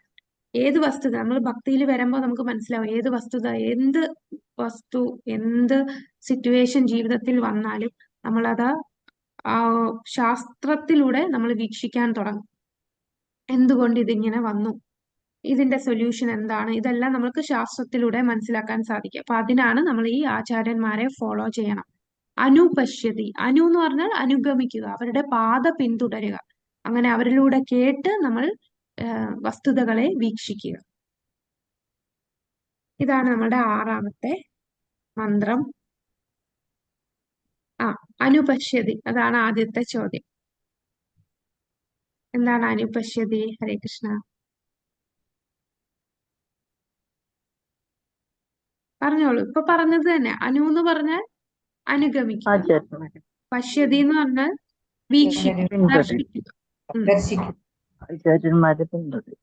ആചാര്യന്മാരുടെ പാത പിന്തുടർന്ന് അവരിൽ നിന്ന് ശ്രവിച്ച കാര്യങ്ങൾ നമ്മൾ ദർശിക്കുക. അപ്പൊ ചെവിയിലൂടെ കാണുക. ശാസ്ത്ര ചക്ഷുഷ, ഇതെല്ലാം അനുപശ്യതിയിൽ വരുന്നതാണ്. ശാസ്ത്ര ചക്ഷുഷ, നമ്മളിപ്പം കഴിഞ്ഞ സ്ലൈഡിൽ കണ്ടില്ലേ, അനുപശ്യതി. ഇത് തന്നെ അനുപശ്യതി. അനു എന്ന് പറഞ്ഞാൽ പിന്തുടരുക, പശ്യതി ദർശിക്കുക. അപ്പൊ ശാസ്ത്ര ചക്ഷുഷ, ചെവിയിലൂടെ കാണുക. അപ്പം ഇത് ശാസ്ത്രങ്ങളെ മനസ്സിലാക്കിയ വ്യക്തിയുടെ പിന്തുടർന്ന് അവർക്ക് ലഭിച്ച ആശയങ്ങളും അറിവുകളും അംഗീകരിക്കുക. വസ്തുതകളെ നഗ്നനേത്രങ്ങളാൽ കാണാൻ ശ്രമിക്കുന്ന രീതിയല്ല, മറിച്ച് ഉയർന്ന ദർശനമുള്ള പൂർവിക ആചാര്യന്മാരെ പിന്തുടരുകയാണ് വേണ്ടത്. അപ്പൊ പിന്തുടരേണ്ട ആരെയാണ്? പൂർവാചാര്യന്മാരെ. ഉയർന്ന ദർശനമുള്ള പൂർവാചാര്യന്മാരെ പിന്തുടർന്ന് ശാസ്ത്രത്തെ നമ്മൾ ദർശിക്കുക. ശാസ്ത്രത്തിലൂടെ നമ്മൾ ദർശിക്കുക. അതാണ് ശാസ്ത്ര ചക്ഷുഷ. അനുപശ്യതി, അനു എന്ന് പറഞ്ഞാൽ പിന്തുടരുക, പശ്യതി എന്ന് പറഞ്ഞാൽ ദർശിക്കുക. ആരെയാണ് പിന്തുടരേണ്ടത്? ഉയർന്ന ദർശനമുള്ള പൂർവിക ആചാര്യന്മാരെ പിന്തുടർന്ന് നമ്മൾ ശാസ്ത്രം കേട്ട് ആ ശാസ്ത്രത്തിലൂടെ നമ്മൾ ദർശിക്കുക. ഓക്കെ, ഇത് ക്ലിയർ അല്ലേ? ഓക്കെ, അടുത്ത ക്വസ്റ്റ്യൻ. ഓരോന്നിന്റെയും 2 ലക്ഷണങ്ങൾ വിവരിക്കുക. കനിഷ്ഠാധികാരിയുടെ 2 ലക്ഷണങ്ങൾ എന്തൊക്കെയാണ്? വിഗ്രഹങ്ങളെ വിശ്വാസമാണ്, അമ്പലത്തിലെ വിശ്വാസമാണ്. വിഗ്രഹത്തിൽ മാത്രമേ അവർക്ക് വിശ്വാസം വരുള്ളൂ. വിഗ്രഹത്തിൽ മാത്രം. മൃദുവായ വിശ്വാസമായിരിക്കും, ഫ്ലെക്സിബിൾ ആയിരിക്കും. ഫ്ലെക്സിബിൾ ആയിട്ടുള്ള, മൃദുവായിട്ടുള്ള വിശ്വാസം ശാസ്ത്രങ്ങളെ കുറിച്ച് വലിയ ആധികാരികത ഉണ്ടാവില്ല. ഓക്കെ, ഹരേ കൃഷ്ണ. മധ്യമാധികാരി? മധ്യമാധികാരി മാതാജി ബ്രാഹ്മണ ദിശ എടുത്ത ലെവലാണ്. അർച്ച വിഗ്രഹത്തിന് ആരാധിക്കാനുള്ള യോഗ്യതയുണ്ട്. പിന്നെ അവരാരും വേർതിരിച്ച് കാണില്ല. എല്ലായിടത്തും ഒരു കാരുണ്യം ഉണ്ടായിരിക്കും. അല്ലല്ല, പൂർണ്ണമായിട്ടുള്ള വിശ്വാസം ഉണ്ടായിരിക്കും. ഇവിടെ മധ്യമാധികാരി വേർതിരിച്ചാണ് കാണുന്നത്. മധ്യമാധികാരി 4 രീതിയിലാണ് കാണുന്നത്. ഭഗവാനോട് പ്രേമപൂർവവും, ഭക്തന്മാരോട് സൗഹൃദത്തോടുകൂടി, പതീതരായിട്ടുള്ളവരോട് കാരുണ്യം. ഇനി വേർതിരിച്ച് ബഹുമാനിക്കും. വേർതിരിച്ചാണ് ബഹുമാനിക്കുക. പിന്നെ നിരീശ്വരവാദികളെ അവരെ അവഗണിക്കും. ഈർഷ്യാലുക്കളെ ഒഴിവാക്കും. ഈർഷ്യാലുക്കളെ ഒഴിവാക്കും. പിന്നെ ഉറച്ച വിശ്വാസമാണ് ഭഗവാനിലും ശാസ്ത്രത്തിലും. പ്രേമപൂർവ്വം ആരാധിക്കും. പ്രചാരണം ചെയ്യുന്നവരാണ് അല്ലെ, കൂടുതലും പ്രീച്ചിങ്ങിന് പോകുന്നത് മധ്യമാധികാരികളാണ്. ഇനി ഉത്തമാധികാരി? എല്ലാവരിലും ആത്മാവിനെ കാണുന്നു, പരമാത്മാവിനെ മാത്രം ദർശിക്കും. രാമനായിരിക്കും. ആത്മാരാമനാണ്. എല്ലാവരിലും ഭഗവാന്റെ അംശമായിട്ടും ആത്മീയ തലത്തിലാണ് എല്ലാരെയും കാണുക. എല്ലാരെയും ഒരുപോലെ അല്ലെ, ആരോടും ഒരു വേർതിരിവില്ലാതെയാണ് അദ്ദേഹം ദർശിക്കുന്നത്. അചഞ്ചലമായിട്ടുള്ള വിശ്വാസമാണ് ഭഗവാനോട്. പിന്നെ എപ്പോഴും എല്ലാരെയും ഉദ്ധരിപ്പിക്കാനായിട്ട് ശ്രമിച്ചുകൊണ്ടിരിക്കും. എല്ലാരെയും കൃഷ്ണാബോധത്തിലേക്ക് ഉയർത്താൻ ശ്രമിക്കുന്ന വ്യക്തികളാണ്. അറിവ് സ്വീകരിക്കുന്നതിന്റെ ഏറ്റവും മികച്ച മാർഗം ഏതാണ്? ആചാര്യന്മാരിൽ നിന്ന് അതാണ് ശബ്ദപ്രമാണം. ആചാര്യന്മാരുടെ പാത പിന്തുടർന്ന് അവരിൽ നിന്ന് കേട്ട് നമ്മള് അറിവ് സമ്പാദിക്കും. അപ്പൊ ശബ്ദപ്രമാണം, അതായത് ശബ്ദബ്രഹ്മമാണ് ഏറ്റവും മികച്ച മാർഗം. ഹരേ കൃഷ്ണ. നമുക്കിനി 7ാമത്തെ കൂടെ നോക്കാം.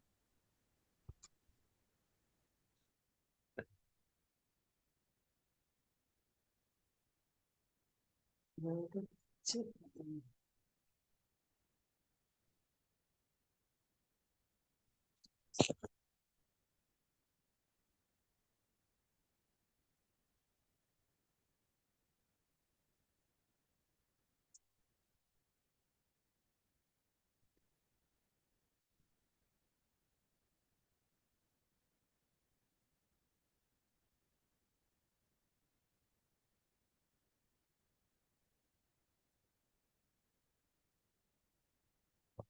കൃഷ്ണ. അപ്പൊ ഏഴാമത്തെ മന്ത്രത്തില് നമ്മള് മഹാഭാഗവതന്റെ ബോധത്തെ വിവരിക്കുകയാണ് ചെയ്യുന്നത്. അപ്പൊ മഹാഭാഗവതന്റെ വീക്ഷണം കണ്ടു. ഇനി അദ്ദേഹത്തിന്റെ ബോധത്തെ വിവരിക്കും. മന്ത്രം 7. യസ്മിൻ സർവാണി ഭൂതാനി ആത്മൈവാഭൂദ്വിജാനത തത്ര കോ മോഹഃ ശോകഃ ഏകത്വം അനുപശ്യത. യസ്മിൻ സർവാണി ഭൂതാനി ആത്മൈവാഭൂദ്വിജാനത തത്ര കോ മോഹഃ ശോകഃ ഏകത്വം അനുപശ്യത. എല്ലാ ജീവജാലങ്ങളെയും ഗുണപരമായി ഈശ്വരന് തുല്യമായ ആത്മീയ സ്ഫുലിംഗങ്ങളായി വീക്ഷിക്കുന്നവൻ ശരിയായ ജ്ഞാനമുള്ളവനാണ്. അപ്പോൾ അയാൾക്ക് മായ എന്നോ ഭയമെന്നോ എന്തനുഭവപ്പെടാനാണ്? അപ്പൊ മഹാഭാഗവതനായിട്ടുള്ള വ്യക്തി എല്ലാ ജീവജാലങ്ങളെ എങ്ങനെയാണ് കാണുന്നത്? ഗുണപരമായി ഈശ്വരന് തുല്യമായ ആത്മീയ സ്ഫുലിംഗങ്ങളായി വീക്ഷിക്കുന്നു. അപ്പോ ഇവിടെ ഇതാണ്, ഈ ഒരു ശ്ലോകമാണ് ഈ മായാവാദികൾ ഭഗവാനുമായിട്ട് ഒന്നാണ് ഈ ഗുണപരമായി എന്നുള്ളത് നമുക്ക് പ്രഭുപാദർ വന്നതിന് ശേഷമാണ്, പ്രഭുപാദർ പറഞ്ഞു തന്നത് കൊണ്ടാണ് നമുക്ക് ഗുണപരമായി ആണ് വന്നത് എന്ന് നമ്മൾ മനസ്സിലാക്കിയത്. ഇതിനു മുമ്പ് അല്ലാതെ മായാവാദികളുടെ ഒരു ഇന്റർപ്രിട്ടേഷൻ വെച്ച് എല്ലാ ജീവജാലങ്ങളും ഈശ്വരന് തുല്യമാണ്, അതായത് നമ്മളെല്ലാം ഈശ്വരനുമായി ലയിച്ച ഒന്നായി മാറും എന്നാണ് മായാവാദ സിദ്ധാന്ത പ്രകാരം ഇതിനെ വിവർത്തനം ചെയ്യുന്നത്. എന്നാൽ പ്രഭുപാദർ ഇതിനെ കറക്റ്റായിട്ട് വിവർത്തനം ചെയ്തു തന്നു. എന്താണ്? എല്ലാ ജീവജാലങ്ങളെയും ഗുണപരമായി ഈശ്വരന് തുല്യമായ ആത്മീയ സ്ഫുലിംഗങ്ങളായി വീക്ഷിക്കുന്നവൻ, അങ്ങനെയുള്ളവൻ ശരിയായ ജ്ഞാനമുള്ളവനാണ്. അപ്പോൾ എല്ലാരെയും ഭഗവാന് തുല്യമായി കാണുമ്പോ അങ്ങനെയുള്ള വ്യക്തിക്ക് മായയോ ഭയമോ ഒന്നും അനുഭവപ്പെടാനില്ല. മുകളിൽ ചർച്ച ചെയ്ത മധ്യമാധികാരിയും ഉത്തമാധികാരിയും ഒഴികെ മറ്റാർക്കും തന്നെ ഒരു ജീവന്റെ ആധ്യാത്മിക അവസ്ഥയെ ദർശിക്കാൻ കഴിയുകയില്ല. അപ്പൊ ഇങ്ങനെ ഒരു ലെവലില് ഏതൊരു വ്യക്തിയെ കണ്ടാലും ആ വ്യക്തിയില് ഭഗവാന്റെ അംശമാണ്, ആ ഭഗവാന്റെ സ്ഫുലിംഗമാണ്, ഭഗവാനുമായിട്ട് തുല്യമാണ്, ഗുണപരമായി അവര് തുല്യമാണ് എന്ന് ദർശിക്കുന്നത് കനിഷ്ഠാധികാരിക്ക് സാധിക്കുകയില്ല. അതിന് നമ്മൾ ഏത് ലെവലിൽ ഉയരണം? മധ്യമാധികാരി, ഉത്തമാധികാരി, ഇതിൽ കൂടുതലും ഉത്തമാധികാരിക്കാണ് സാധിക്കുക. അപ്പോ ഉത്തമാധികാരി മധ്യമാധികാരി ലെവലിൽ വരാതെ നമുക്ക് അങ്ങനൊരു രീതിയിൽ ഒരു വ്യക്തിയെയും ദർശിക്കാൻ കഴിയില്ല, അല്ലെ? നമുക്ക് തന്നെ അറിയാം, നമ്മൾ ഒരാളെ കാണുമ്പോൾ തിയററ്റിക്കലി നമ്മൾ ഇതൊക്കെ കേട്ടിട്ടുണ്ട്, ഇതിങ്ങനെയാണെന്ന് തോന്നും, പക്ഷെ നമ്മൾ അതൊരിക്കലും സാക്ഷാത്കരിച്ചിട്ടില്ല. നമ്മൾ കുറെ കേട്ട് കുറെ ശാസ്ത്രങ്ങളൊക്കെ പഠിച്ചുകൊണ്ട് ഇങ്ങനെയാണ് എന്ന് മനസ്സിലാക്കി, പക്ഷെ ആ വ്യക്തിയെ കാണുമ്പോൾ ആ വ്യക്തിയുടെ ഉള്ളിൽ ഭഗവാനെയോ ആ വ്യക്തി ഭഗവാന്റെ അംശമായത് കൊണ്ട് നമ്മൾ ആ വ്യക്തിയെ സ്നേഹിക്കാനോ ഉള്ള ലെവലിലൊന്നും നമ്മൾ ആയിട്ടില്ല, ആത്മീയ അവസ്ഥയിൽ നമ്മൾ ദർശിക്കാറായിട്ടില്ല. അത് മധ്യമ ഉത്തമ അധികാരികൾക്ക് മാത്രമേ ആ ഒരു ലെവലിൽ ദർശിക്കാൻ കഴിയുകയുള്ളൂ. അപ്പൊ ഇവിടെ പറയുന്ന ഈ ഏകത്വം, ഈ അവസാനത്തെ വാക്ക് കണ്ടില്ലേ നമ്മൾ ഈ ശ്ലോകത്തില്, ഏകത്വം അനുപശ്യത, ഇതാണ് ഈ എന്താണ് മായാവാദികൾ പിടിച്ച് എടുക്കുന്ന വാക്ക്. ഏകത്വം അനുപശ്യത എന്ന് പറയുമ്പോൾ ഭഗവാനുമായിട്ട് നമ്മൾ ഏകത്വത്തിലാണ് എന്ന് പറയും. പക്ഷെ എന്താണ് ഏകത്വം എന്ന് നമുക്കിവിടെ വിശദീകരിക്കാം. ഏകത്വം എന്ന് പറയുമ്പോൾ നമ്മളും ഭഗവാനും ഗുണത്തിലൊന്നാണ്.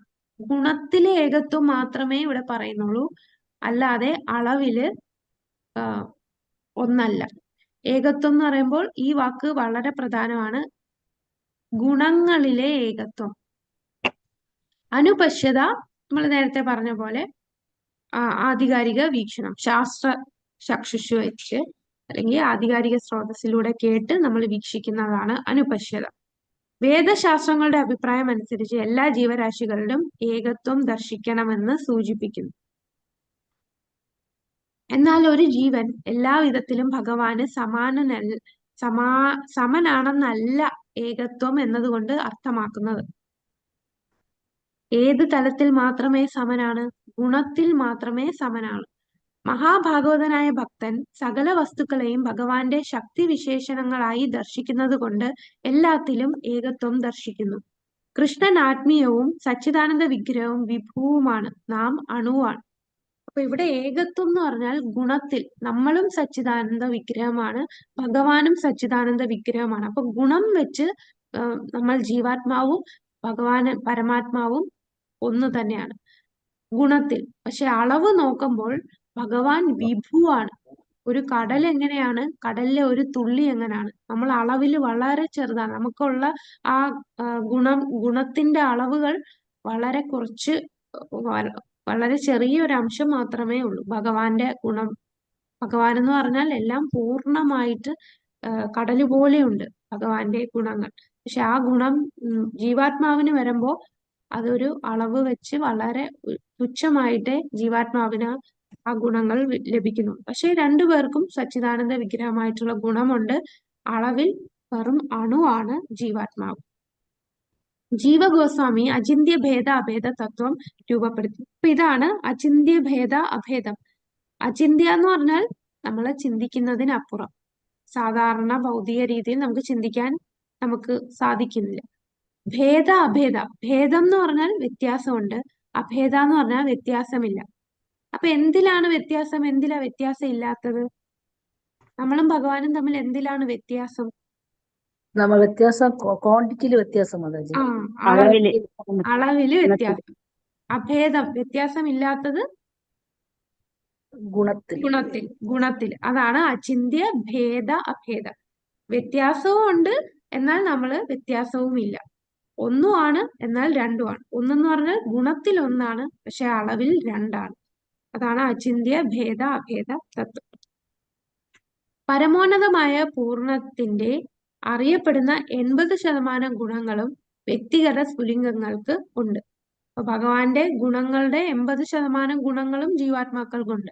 എന്നാൽ അവ അളവിന്റെ കാര്യത്തിൽ ഭഗവാനോട് തുല്യരല്ല. ഭഗവാൻ എത്ര അളവിലാണോ ഗുണങ്ങളുള്ളത് അത്രയും അളവിൽ ജീവാത്മാക്കൾക്കില്ല. ജീവാത്മാക്കൾ ഭഗവാന്റെ പരമപുരുഷന്റെ സൂക്ഷ്മ അംശങ്ങളായതിനാൽ ഈ ഗുണങ്ങൾ അവയിലും ചെറിയ അളവിൽ കാണുന്നു. അപ്പൊ നമ്മളുടെ ഭഗവാനുള്ള എല്ലാ ഗുണങ്ങളും ജീവാത്മാക്കൾക്കും ഉണ്ട്. പക്ഷെ ആ ജീവാത്മാക്കളിന് അളവ് വളരെ ചെറിയ അളവിൽ മാത്രമേ കാണുന്നുള്ളൂ. ഏകത്വവും വ്യത്യാസത്തിന്റെ സാദൃശ്യങ്ങൾ. അപ്പം ഈ ഒരു എക്സാമ്പിൾ പറയാണ്. നമ്മൾ 3 എക്സാമ്പിൾ ആണ് ഇവിടെ പറയുന്നത്. എന്താണ് വ്യത്യാസമുള്ളത്, എന്താണ് വ്യത്യാസമില്ലാത്തത് എന്നുള്ളത് കാണുക. സമുദ്രത്തിലെ ഒരു തുള്ളി വെള്ളത്തിലെ ഉപ്പിന് അളവിനെ മുഴുവൻ സമുദ്രത്തിൽ അടങ്ങിയിട്ടുള്ള ഉപ്പുമായി താരതമ്യം ചെയ്യാൻ കഴിയില്ല. എന്നാൽ രാസഘടനാപരമായി ഒരു തുള്ളി ജലത്തിലെ ഉപ്പിന് സമുദ്രത്തിൽ മുഴുവനായുള്ള ഉപ്പിന് ഗുണങ്ങളുണ്ട്. അല്ലെ, നമ്മള് സമുദ്രത്തിലും ഉപ്പാണ്, ഒരു തുള്ളി ജലം എടുത്താലും ഉപ്പുണ്ട്. അപ്പോ ഈ രാസഘടന വെച്ച് അതും ഉപ്പ് ഇതും ഉപ്പ്, അപ്പൊ ഗുണത്തില് രണ്ടും ഉപ്പാണ്. എന്നാൽ ഉപ്പിന്റെ അളവ് നോക്കുമ്പോൾ സമുദ്രത്തിലുള്ള അളവിന്റെ അത്രയും ഉപ്പ് ഈ ഒരു തുള്ളി വെള്ളത്തിലുള്ള ഉപ്പ് വളരെ കുറവാണ്. സമുദ്രത്തിൽ ഒരുപാട് ഉപ്പുണ്ട്. ആ ഒരു ഉദാഹരണമാണ് സമുദ്രത്തിലെ ഒരു തുള്ളി വെള്ളവും സമുദ്രവും. അപ്പം രണ്ടും ഉപ്പ് രസം തന്നെയാണ്. അപ്പൊ ഗുണത്തില് രണ്ടും ഉപ്പാണ്. അളവ് നോക്കുമ്പോൾ ഒരു തുള്ളി വെള്ളത്തിലുള്ള ഉപ്പിന്റെ അളവ് വളരെ കുറവാണല്ലേ. സമുദ്രത്തിലുള്ള ഉപ്പിന്റെ അളവും ഒരു തുള്ളിയിലുള്ള ഉപ്പിന്റെ അളവും വെച്ച് നോക്കുമ്പോൾ അത് വളരെ വ്യത്യാസമാണ്. ആ ഒരു വ്യത്യാസമാണ് ഭഗവാന്റെ ഗുണവും നമുക്കും ആ ഗുണമുണ്ട്. പക്ഷെ അളവ് വെച്ച് നോക്കുമ്പോൾ കടലിലെ ഒരു തുള്ളിയും പോലെ വ്യത്യാസമാണ്. അതുപോലെ അടുത്ത ഉദാഹരണമാണ് തീപ്പൊരി. അഗ്നിയും തീപ്പൊരിയും. അഗ്നിയിലും ചൂടുണ്ട്, തീപ്പൊരിയിലും ചൂടുണ്ട്. പക്ഷെ അഗ്നിയിലുള്ള ചൂടും തീപ്പൊരിയിലുള്ള ചൂടിന്റെ അളവ് നോക്കുമ്പോ ഏതിനാണ് കൂടുതൽ? അഗ്നിയിലാണ് കൂടുതൽ. അഗ്നിയിലാണ് കൂടുതൽ. തീപ്പൊരിയുടെ ചൂടിന്റെ അളവ് കുറവാണ്. അതുപോലാണ്. അപ്പൊ തീപ്പൊരി ഗുണപരമായി അഗ്നി തന്നെയാണ്, എങ്കിലും വലിപ്പം നോക്കുമ്പോൾ തീപ്പൊരി അഗ്നിയല്ല, അല്ലെ. അപ്പൊ അതാണ് രണ്ടാമത്തെ ഉദാഹരണം. ഇനി മൂന്നാമത്തെ ഉദാഹരണം, നമ്മൾ ഏകത്വം എന്ന് പറയുമ്പോൾ ഇത് പ്രധാനപ്പെട്ട ഒരു പോയിന്റ് ആണ്. ഏകത്വം എന്ന് പറഞ്ഞാൽ താല്പര്യം, ഭഗവാന്റെ താല്പര്യം തന്നെയായിരിക്കണം നമ്മളുടെ താല്പര്യം. അങ്ങനാണെങ്കിൽ അവിടെ ഏകത്വമുണ്ട്. ഒരു ഉദാഹരണം പറഞ്ഞാൽ നമ്മളെല്ലാം ഒരു കുടുംബം, ആ ഒരു കുടുംബത്തില് ഇപ്പം അമ്മ, അച്ഛൻ, മക്കള്, 3 മക്കൾ, എല്ലാം വ്യക്തികൾ, ഓരോ വ്യത്യസ്ത വ്യക്തികളാണ്. 5 വ്യക്തികളുണ്ട്. എന്നാൽ ഈ 5 വ്യക്തികളും ആ കുടുംബത്തിലെ ഗ്രഹനാഥൻ എന്താണോ താല്പര്യം, അതേ താല്പര്യം തന്നെയാണ് ആ കുടുംബത്തിലെ എല്ലാ അംഗങ്ങൾക്കും എന്നുണ്ടെങ്കിൽ അവർക്ക് സമാധാനമായിട്ട് വീട്ടിൽ വഴക്കൊന്നും ഇല്ലാതെ നന്നായിട്ട് പോകാം, അല്ലെ? അപ്പൊ ഒരേ താല്പര്യം, എന്നാൽ വ്യത്യസ്ത വ്യക്തികളാണ്. ഒരു വീട്ടില് വ്യത്യസ്ത വ്യക്തികളുണ്ട്, പക്ഷെ അവരെല്ലാം ഒരേ താല്പര്യത്തോടു കൂടിയാണ് മുന്നോട്ട് പോകുന്നത്. അപ്പൊ അച്ഛൻ, വീട്ടിലെ ഗ്രഹനാഥൻ ഒരു കാര്യം തീരുമാനിക്കുന്നു, ബാക്കി ഉള്ള മക്കളും അമ്മയും എല്ലാരും അതിനെ സപ്പോർട്ട് ചെയ്ത് ആ താല്പര്യത്തിനൊത്തു പോകുന്നു. അപ്പൊ താല്പര്യം അതുപോലെയാണ്. നമ്മളിപ്പം ഒരു രാഷ്ട്രം എടുക്കുന്നു. ആ രാഷ്ട്രം എടുത്താലും ഇതേപോലെ ഒരു രാഷ്ട്രത്തിൽ ഒരുപാട് ആൾക്കാരുണ്ട്. ഇപ്പൊ ഒരു ക്രിക്കറ്റ് നടക്കുകയാണ്, ഇന്ത്യ പാകിസ്ഥാൻ ക്രിക്കറ്റ് കളി നടക്കുമ്പോൾ ഈ ഒരു രാഷ്ട്രത്തില് ഒരുപാട് വ്യക്തികൾ ഉണ്ട്. എല്ലാം പല പല വ്യക്തികളാണ്, പക്ഷെ എല്ലാ വ്യക്തികളുടെയും താല്പര്യം എന്താണ്? ഇന്ത്യ ജയിക്കുക എന്ന താല്പര്യത്തിൽ നിൽക്കുന്നു. അപ്പൊ അവർക്കെല്ലാം ഒരേ താല്പര്യം ഉണ്ട്. അതേപോലെ ഭഗവാനും ഒരു വ്യക്തിയാണ്, നമ്മൾ ജീവാത്മാക്കളും ഓരോ വ്യക്തികളാണ്. എന്നാൽ നമ്മൾ എല്ലാ ജീവാത്മാക്കളും ഭഗവാൻ എന്താണോ ഇഷ്ടം, ഭഗവാന്റെ താല്പര്യം എന്താണ്, അതേപോലെ നമ്മൾ പ്രവർത്തിക്കുക. ജീവികൾ ഒരേ പരമോന്നത കുടുംബത്തിലെ അംഗങ്ങളായതിനാൽ അവരുടെ താല്പര്യവും പരമോന്നത സത്തയുടെ താല്പര്യവും വ്യത്യസ്തമല്ല. അപ്പൊ ഭഗവാൻ എന്താണോ, കൃഷ്ണന്റെ താല്പര്യം മാത്രമാണ് തങ്ങളുടെ താല്പര്യം. അങ്ങനെ വരുന്നത് അതാണ് ഒരു ഭക്തന്റെ ചിന്ത. ഭക്തന്റെ ചിന്ത എന്താണ്? എന്താണ് ഭഗവാന് സന്തോഷം വരുന്നത്, ഭഗവാൻ എന്താണോ ഇഷ്ടം അത് ഞങ്ങൾ ചെയ്യുന്നു. ആ താല്പര്യവും അത് ഏകത്വമാണ്. പക്ഷെ അവരെല്ലാം വ്യത്യസ്ത ഇൻഡിവിജ്വൽസ് ആണ്. ഈ ഭക്തൻ വേറൊരു വ്യക്തിയാണ്, ഭഗവാൻ ഒരു വ്യക്തിയാണ്. എല്ലാവരും പല പല വ്യക്തികളായിട്ട് നിൽക്കുന്നു. അപ്പൊ ഈ വ്യക്തികളുടെ എല്ലാം താല്പര്യം ഒന്നാണെന്നുണ്ടെങ്കിൽ അവിടെ നമുക്ക് ഏകത്വം എന്ന് പറയാം. ഇപ്പൊ കുടുംബമോ രാഷ്ട്രമോ അതിന്റെ അംഗങ്ങൾ വ്യത്യസ്ത വ്യക്തികളാണെങ്കിലും അവർക്ക് ഒരേ താല്പര്യമുണ്ട്. ജീവികൾ ഒരു പരമോന്നത കുടുംബത്തിലെ അംഗങ്ങളായതിനാൽ അവരുടെ താല്പര്യവും പരമോന്നത സത്തയുടെ താല്പര്യവും വ്യത്യസ്തമല്ല. ആത്മീയ സത്തകൾ ആനന്ദത്തിനായി ഉദ്ദേശിക്കപ്പെട്ടുള്ളവയാണ്. ആനന്ദമയോഭ്യാസാദ് എന്ന് വേദശാസ്ത്രം സൂത്രം.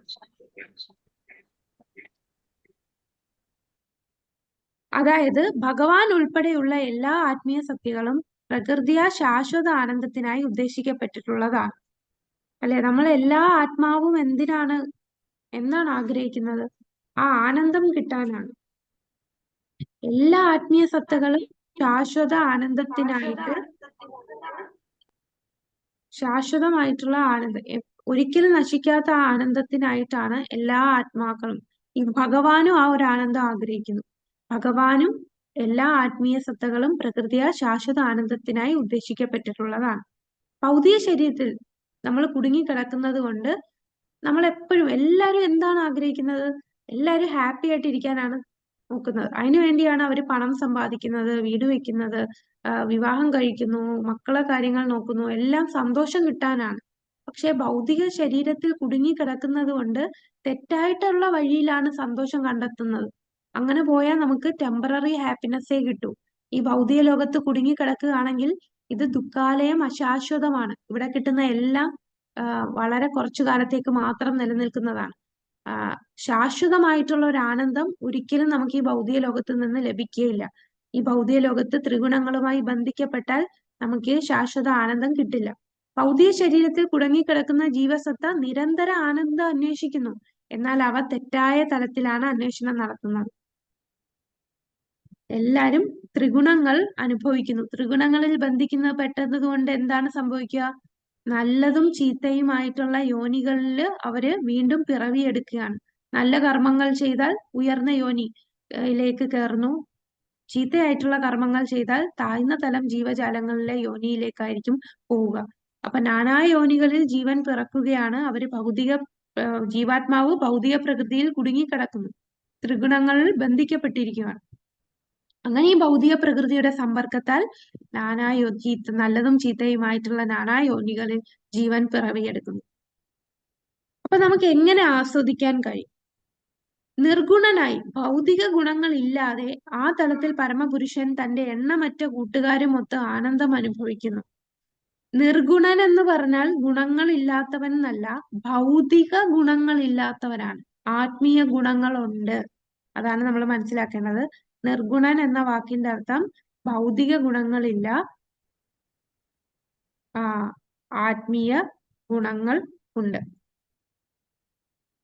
ആസ്വാദനത്തിന്റെ യഥാർത്ഥ കേന്ദ്രം പരമപുരുഷനായതിനാൽ ആനന്ദജന്യമായ വസ്തുക്കളെ സംബന്ധിച്ച് ഒരിക്കലും ഏറ്റുമുട്ടലില്ല. നാം എല്ലാം ഒരേ അതീന്ദ്രിയ താല്പര്യത്തോടെ ഇതിൽ പങ്കുചേർന്ന് ഭഗവാനോടൊപ്പം ജീവിതം ആസ്വദിക്കേണ്ടവരാണ്. അപ്പൊ നമുക്ക് എങ്ങനെ ആസ്വദിക്കാൻ കഴിയും? ഭൗതികമായിട്ടുള്ള വസ്തുക്കളിലൂടെ നമുക്ക് ആസ്വദിക്കാൻ കഴിയില്ല.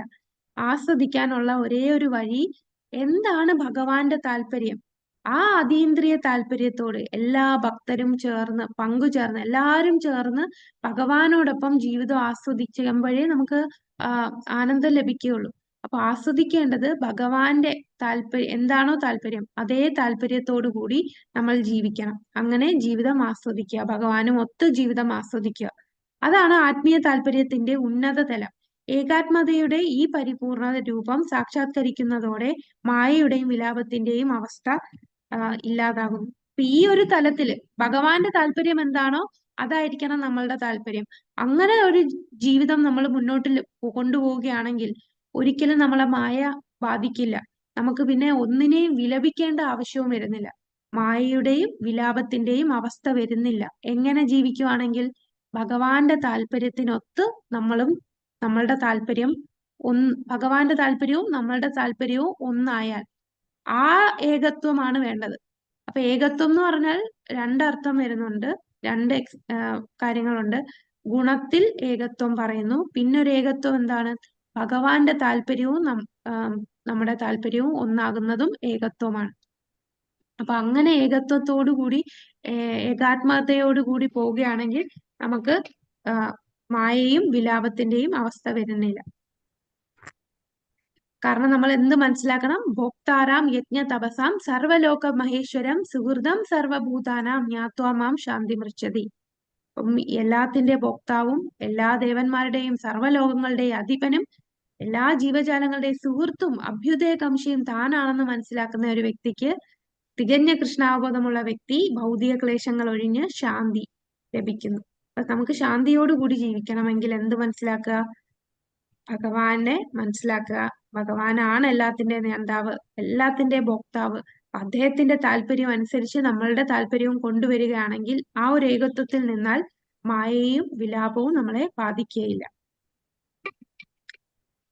ഭഗവത്ഗീത 7.14 പ്രകാരം ഭഗവത് പാതാരവിന്ദങ്ങളിൽ ശരണം പ്രാപിച്ചവർക്ക് മാത്രമേ കർശനമായ പ്രകൃതി നിയമങ്ങളെ അതിജീവിക്കാൻ കഴിയുകയുള്ളൂ. സകലവിധ വ്യാമോഹവും ഉത്കണ്ഠയും അകറ്റി വിഭിന്നമായ താല്പര്യങ്ങൾക്കിടയിലും ഐക്യം ഉണ്ടാക്കണമെങ്കിൽ പരമപുരുഷനെ നമ്മുടെ പ്രവർത്തനങ്ങളുടെയും കേന്ദ്രമാക്കണം. അപ്പൊ ഭഗവാനിൽ ശരണം പ്രാപിച്ചാലേ നമുക്ക് ഈ ഭൗതികതയിൽ നിന്ന് മുക്തി ലഭിക്കാൻ. പ്രകൃതിയുടെ ത്രിഗുണങ്ങൾ വളരെ കഠിനമാണല്ലേ. ദൈവികീയേശ ഗുണമയി മമമായ ദുരത്യേയ മാമേവേ പ്രപത്യന്തേ മായാമേയം ഏവാം തരന്തിരേ. എന്നെ ശരണം പ്രാപിച്ചാൽ മായയെ തരണം ചെയ്യാൻ സാധിക്കും, അല്ലാതെ മായയെ തരണം ചെയ്യുക വളരെ ബുദ്ധിമുട്ടാണ്. അപ്പൊ ഭഗവാന്റെ താല്പര്യം എന്താണോ അങ്ങനെ നമ്മൾ സേവിക്കണം. അപ്പോൾ മാത്രമേ നമുക്ക് ആത്മഭൂത താല്പര്യം ഗ്രഹിക്കാൻ കഴിയുകയുള്ളൂ. ആത്മഭൂതവും ബ്രഹ്മഭൂതവും ഇവിടെ പരാമർശിക്കുന്ന ആത്മഭൂതവും ഭഗവത്ഗീത 18.54 പരാമർശിക്കുന്ന ബ്രഹ്മഭൂതവും ഒന്നു തന്നെ. ബ്രഹ്മഭൂതം എന്ന് പറയുന്ന ആ ശ്ലോകം, ബ്രഹ്മഭൂത പ്രസന്നാത്മാ ന ശോചതി ന കാംക്ഷതി സമസർവേഷു ഭൂതേഷു മദ്ഭക്തിം ലഭത്തെ പരം. അപ്പൊ ആ ഒരു ശ്ലോകത്തിൽ പറയുന്ന പോലെ ബ്രഹ്മഭൂത അവസ്ഥ എന്ന് പറഞ്ഞാൽ നമ്മള് ഭഗവാനുമായി ഒന്നാകുന്ന അവസ്ഥ എന്ന് പറഞ്ഞാൽ ഏതിൽ ഒന്നാകുന്നു? താല്പര്യം, നമ്മളുടെ താല്പര്യവും ഭഗവാന്റെ താല്പര്യവും ഒന്നാകുന്ന അവസ്ഥ, അല്ലെ നമ്മൾ ഭക്തിയുത സേവനം ചെയ്ത് ഭഗവാനെ സേവിക്കുന്ന ആ അവസ്ഥ, അതാണ് ബ്രഹ്മഭൂത അവസ്ഥ. അത് തന്നെയാണ് ഇവിടെ ആത്മഭൂത അവസ്ഥ എന്ന് പറയുന്നത്. അപ്പോ നമ്മൾ ആരാണ്? വ്യക്തിഗത ജീവാത്മാവ്. ഭഗവാൻ ആരാണ്? പരമാത്മാവ്. അപ്പൊ പരമോന്നതനായിട്ടുള്ള ആത്മാവാണ് പരമാത്മാവ്. ജീവസത്തകളെല്ലാം സൂക്ഷ്മ അംശങ്ങൾ, ഭഗവാന്റെ അംശമായ ആത്മാക്കളാണ്. അപ്പൊ ഈ ഒരു കൺസെപ്റ്റ് മായാവാദികളെ സംബന്ധിച്ച് ഇങ്ങനൊരു കൺസെപ്റ്റ് ഇല്ല. അവരെ സംബന്ധിച്ച് നമ്മളും പരമാത്മാവായി മാറും എന്നാണ് അവര് പറയുന്നത്. അത് തെറ്റാണ്. നമുക്കൊരിക്കലും പരമാത്മാവായി മാറാൻ സാധിക്കില്ല. പരമോന്നത ആത്മാവാണ് പരമാത്മാവ്. ജീവസത്തകൾ സൂക്ഷ്മ അംശങ്ങളായ ആത്മാക്കളാണ്. വ്യക്തിഗതരായ സൂക്ഷ്മാംശങ്ങളായ ആത്മാക്കളെ എല്ലാം പരിപാലിക്കുന്നത് പരമാത്മാവ്. അപ്പൊ നമ്മളെ ആത്മാക്കളെ പരിപാലിക്കുന്നവനാണ് പരമാത്മാവ്. കാരണം പരമപുരുഷൻ അവരുടെ പ്രേമത്തിൽ നിന്ന് ആനന്ദം അനുഭവിക്കാൻ താല്പര്യപ്പെടുന്നു. സ്വന്തം സന്തോഷത്തിക്ക് വേണ്ടി പിതാവ് സന്താനങ്ങളിൽ കൂടി സ്വയം വിസ്തരിച്ച് അവരുടെ രക്ഷണം നടത്തുന്നു. പിതാവിനെ അനുസരിക്കുന്നത് ഏകത്വവും ആനന്ദവും നൽകുന്നു. അപ്പൊ ഭഗവാൻ ഒരുപാട് ആഗ്രഹിക്കുന്നു നമ്മൾ തിരിച്ചു ചെല്ലാൻ. ഭഗവാനെ പ്രേമത്തോടെ നമ്മളുടെ പ്രേമം ലഭിക്കാനായിട്ട് ഭഗവാൻ ആഗ്രഹിക്കുന്നു. നമ്മളാണ് ആഗ്രഹിക്കാത്തത് അല്ലേ? നമ്മൾ എന്താണ് ആഗ്രഹിക്കുന്നത്? നമ്മളുടെ ആഗ്രഹം ഒന്നേ ഉള്ളൂ.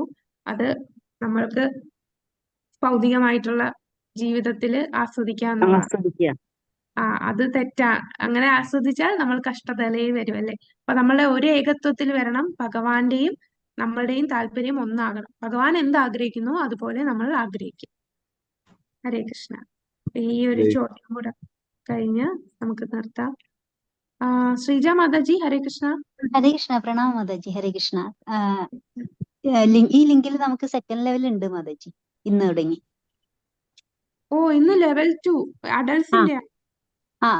ഉണ്ട് Mataji. Okay okay okay okay. Hare Krishna. കുഴപ്പമില്ല മാതാജി, കണ്ടിന്യൂ ചെയ്തോളൂ. ഇപ്പൊ തന്നെ തീരുമല്ലോ. ചോദ്യങ്ങളോടെ കഴിയുമ്പോൾ. ഹരേ കൃഷ്ണ മാതാജി. ഹരേ കൃഷ്ണ. അപ്പോ നമുക്ക് പെട്ടെന്ന് ചോദ്യങ്ങൾ നോക്കിയിട്ട് നിർത്താം. ഏകത്വം, അനുപശ്യത. ഏകത്വം എന്ന് പറഞ്ഞാൽ എന്താണ്? ഗുണത്തില് ഭഗവാനുമായിട്ട് ഒന്നാണ്. പിന്നെ ഭഗവാന്റെ താല്പര്യവും നമ്മുടെ താല്പര്യവും ഒന്നാകുന്ന അവസ്ഥ, അതാണ് ഏകത്വം. അനുപശ്യത നമ്മൾ നേരത്തെ പറഞ്ഞ അതേ വാക്കാണ്. ആധികാരിക വീക്ഷണം. ആധികാരികമായിട്ടുള്ള വീക്ഷണം. ഈ അചിന്ത്യ ഭേദ അഭേദ തത്വം. ഭഗവാനിലേക്ക് ഭേദവും അഭേദവും ഉണ്ട്. ഗുണത്തിൽ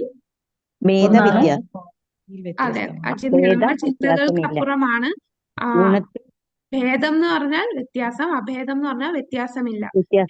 ഗുണത്തിലൊന്നും അളവിൽ വ്യത്യാസമാണ്. നിർഗുണം. ത്രിഗുണങ്ങൾക്ക് അധീപൻ. ഭൗതിക ഗുണം, ആത്മീയ ഗുണങ്ങളുണ്ട്. ആനന്ദത്തിന്റെ യഥാർത്ഥ കേന്ദ്രം പരമപുരുഷനായതിനാൽ ആനന്ദജന്യമായ വസ്തുക്കളുമായി ഒരിക്കലും ഏറ്റുമുട്ടില്ല. അപ്പൊ ഭൗതിക ഗുണങ്ങൾ ഇല്ല എന്നുള്ള അവസ്ഥയാണ് നിർഗുണം. ഓക്കെ. ആത്മഭൂതവും ബ്രഹ്മഭൂതവും രണ്ടും ഒന്ന്. ബ്രഹ്മഭൂതാവസ്ഥ നമ്മളും ഭഗവാനും ഒന്നാണെന്ന ഒരവസ്ഥ. വ്യക്തിഗത ജീവാത്മ അല്ലേ? എങ്ങനെയാണ് ഒന്നാവുന്നത്?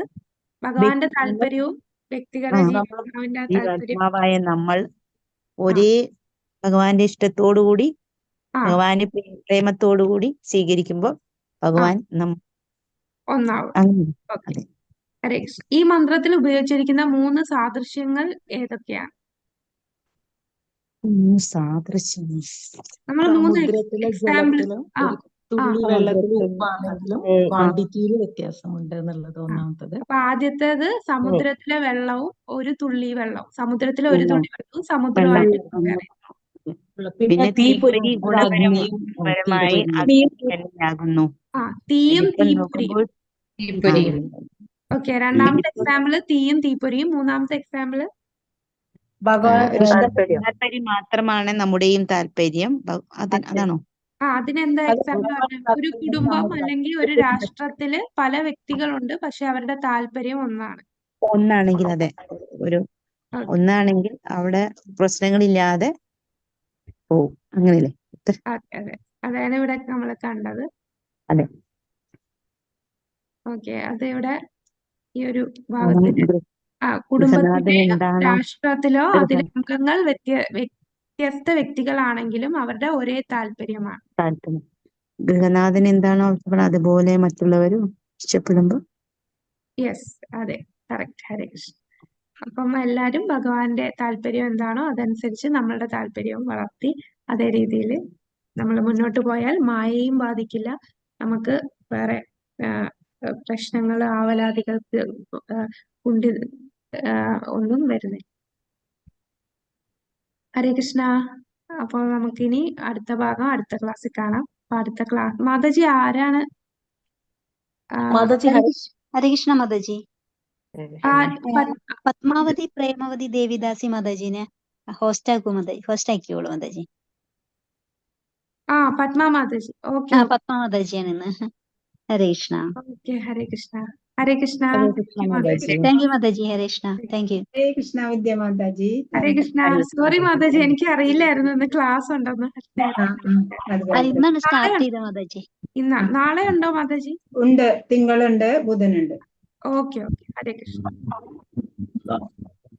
ഹരേ കൃഷ്ണ. വാഞ്ചാകൽപതരുഭ്യശ്ച കൃപാസിന്ധുഭ്യവ ച പതിതാനാം പാവനേഭ്യോ വൈഷ്ണവേഭ്യോ അനന്തകോടി വൈഷ്ണവ വൃന്ദ की जय. श्रील प्रभुपाद की जय.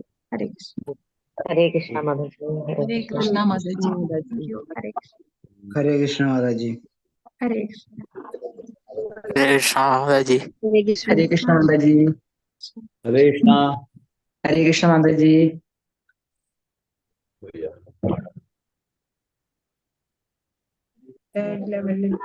തേർഡ് ലെവലിൽ എല്ലാവരും ലീവ് ഹരേ ചെയ്തോളൂ. കൃഷ്ണ മാതാജി. ഹരേ കൃഷ്ണ.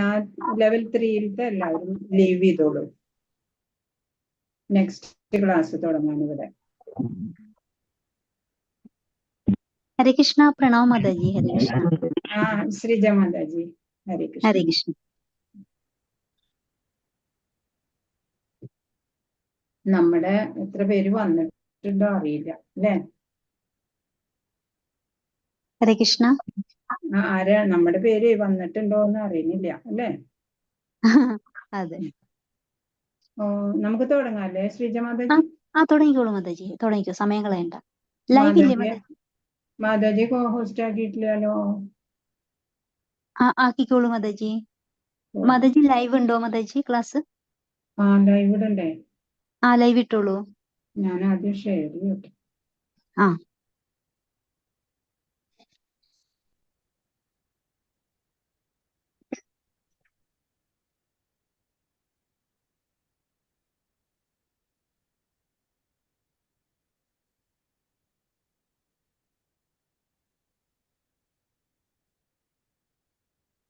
അവിടുത്തെ ലൈവ് നിർത്തിയിട്ടില്ല എന്ന് തോന്നുന്നു മാതാജി. ആണോ? ഒരു മിനിറ്റ് നോക്കട്ടെ കേട്ടോ.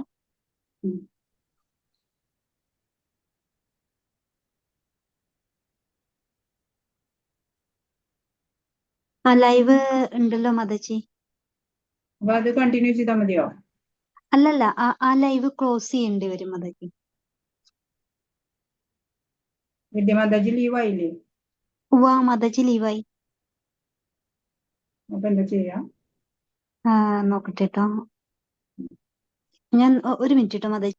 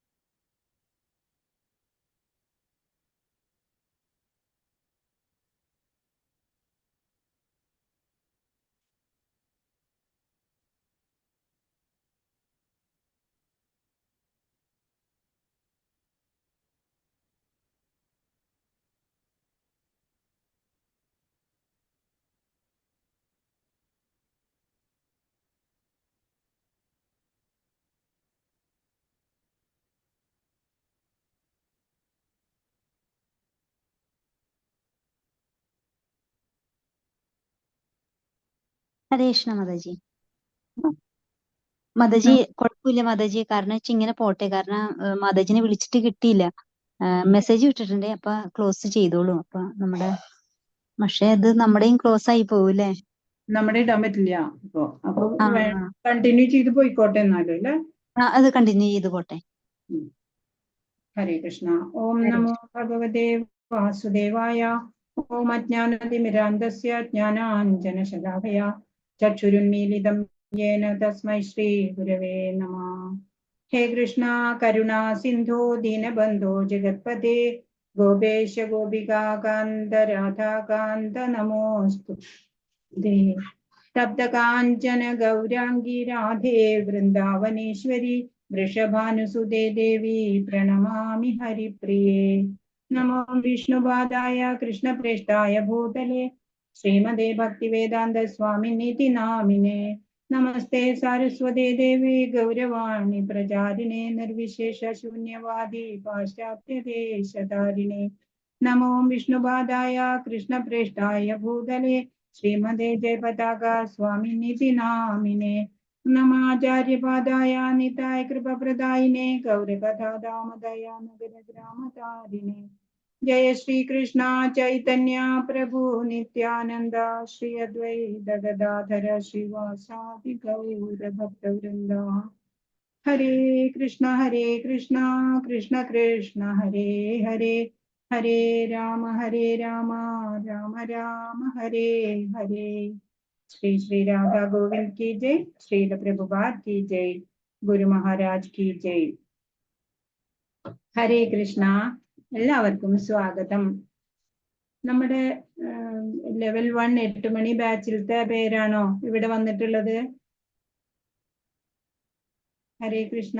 ഹരേ കൃഷ്ണ മാതാജി. അതെ അതെ, ഭഗവത്ഗീത അധ്യായം 1. അല്ല കഴിഞ്ഞ നമ്മുടെ ലെവൽ 1-ലെ 8 മണിയുടെ ബാച്ചിലത്തെ പേര് ആൾക്കാർ തന്നെയാണോ വന്നിട്ടുള്ളത്? ഓക്കെ മാതാജി. ചോദിച്ചേ, പാർട്ടിസിപ്പൻസിനോട് ചോദിച്ചേ. കുറച്ചു പേരുണ്ട് കേട്ടോ,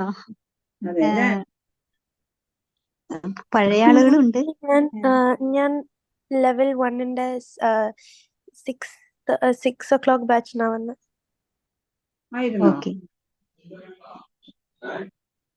അപ്പൊ നമുക്ക് നമ്മള് എല്ലാവരും വന്നവരെല്ലാവരും ലെവൽ 1 പഠിച്ചു കഴിഞ്ഞവരാണ് അല്ലെ.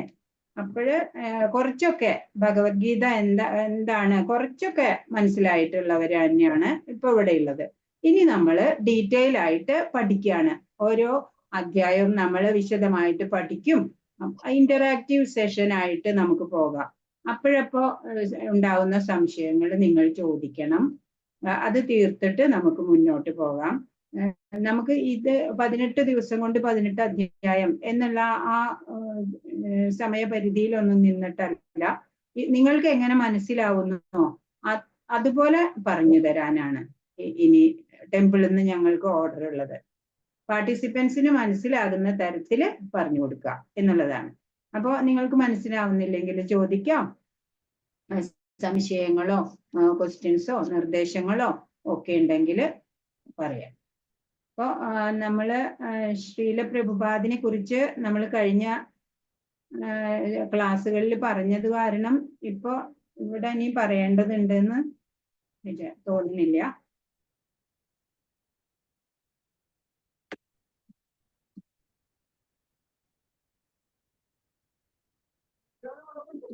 ശ്രീല പ്രഭുപാദ്. അപ്പോ AC ഭക്തി അഭയചരൺ കൽക്കത്തയിൽ ജനിച്ചു, വൈഷ്ണവനായിട്ട് വളർന്നു. അങ്ങനെ 22 വയസ്സില് ശ്രീല ഭക്തി സിദ്ധാന്ത സരസ്വതി ഠാക്കൂർ എന്നുള്ള ആത്മീയ ആചാര്യനെ കണ്ടുമുട്ടി. അദ്ദേഹം പിന്നെ അഭ്യസ്ത വിദ്യനായിട്ടുള്ള അഭയചരണിനോട് പാശ്ചാത്യ ദേശങ്ങളിൽ കൂടി നമ്മുടെ വിജ്ഞാനം പ്രചരിപ്പിക്കണം എന്ന് ആവശ്യപ്പെട്ടു. അതനുസരിച്ച് പിന്നെ ഗൃഹസ്ഥനായിരുന്നു അദ്ദേഹം. 54 വയസ്സിന് ശേഷം ഗൃഹസ്ഥാശ്രമം ഉപേക്ഷിച്ചു. അങ്ങനെ ശ്രീ ശ്രീ രാധാ ദാമോദർ ടെമ്പിള് വൃന്ദാവനില് താമസിച്ചുകൊണ്ട് ശ്രീമദ് ഭാഗവതത്തിന് ഇംഗ്ലീഷില് തർജ്ജമ ചെയ്തു. അങ്ങനെ പിന്നെ അദ്ദേഹം പാശ്ചാത്യ നാടുകളിലേക്ക് പോവുകയാണ്. വളരെ കഷ്ടപ്പെട്ടിട്ടുള്ള യാത്രയായിരുന്നു. ഒരു ചരക്ക് കപ്പലില് ജലദൂത എന്നുള്ള ഒരു ചരക്ക് കപ്പലിലാണ് അദ്ദേഹം പോയത്. സൗണ്ട് ക്ലിയർ ആണോ മാതാജി? ക്ലിയർ ആണ് മാതാജി. ഹരേ കൃഷ്ണ. അങ്ങനെ അങ്ങനെ യാത്ര ചെയ്തു. ആ യാത്രയുടെ ഇടയ്ക്ക് ഹൃദയസ്തംഭനമൊക്കെ 2 പ്രാവശ്യം വന്നു. എങ്കിൽ പോലും അദ്ദേഹത്തിന് ഭഗവാൻ കൂടെ ഉണ്ടായിരുന്നു. എല്ലാ ആരോഗ്യത്തോടെയും പിന്നെ അദ്ദേഹം അവിടെ ചെന്നു.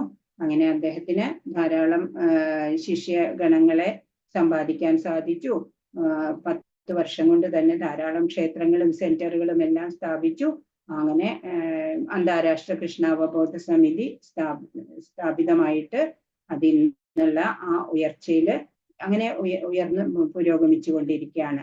അപ്പൊ ആ ഇസ്കോണിന്റെ ശ്രീല പ്രഭുപാദരുടെയും കാരുണ്യം കൊണ്ടാണ് നമ്മളിപ്പോ അവനവന്റെ വീട്ടിലിരുന്നു കൊണ്ട് നമുക്ക് ഈ ജ്ഞാനം ആർജിക്കാൻ സാധിക്കുന്നത്. ശ്രീല പ്രഭുപാദ് കി ജയ്.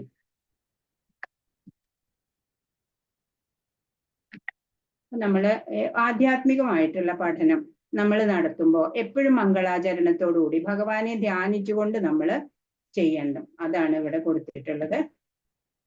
പിന്നെ ശ്രീല പ്രഭുപാദരുടെ അഭിപ്രായത്തില് ഗീത എന്ന് പറയുന്നത്, ഭഗവത്ഗീത ഒരു അടിസ്ഥാന പ്രബോധന ഗ്രന്ഥമാണ്.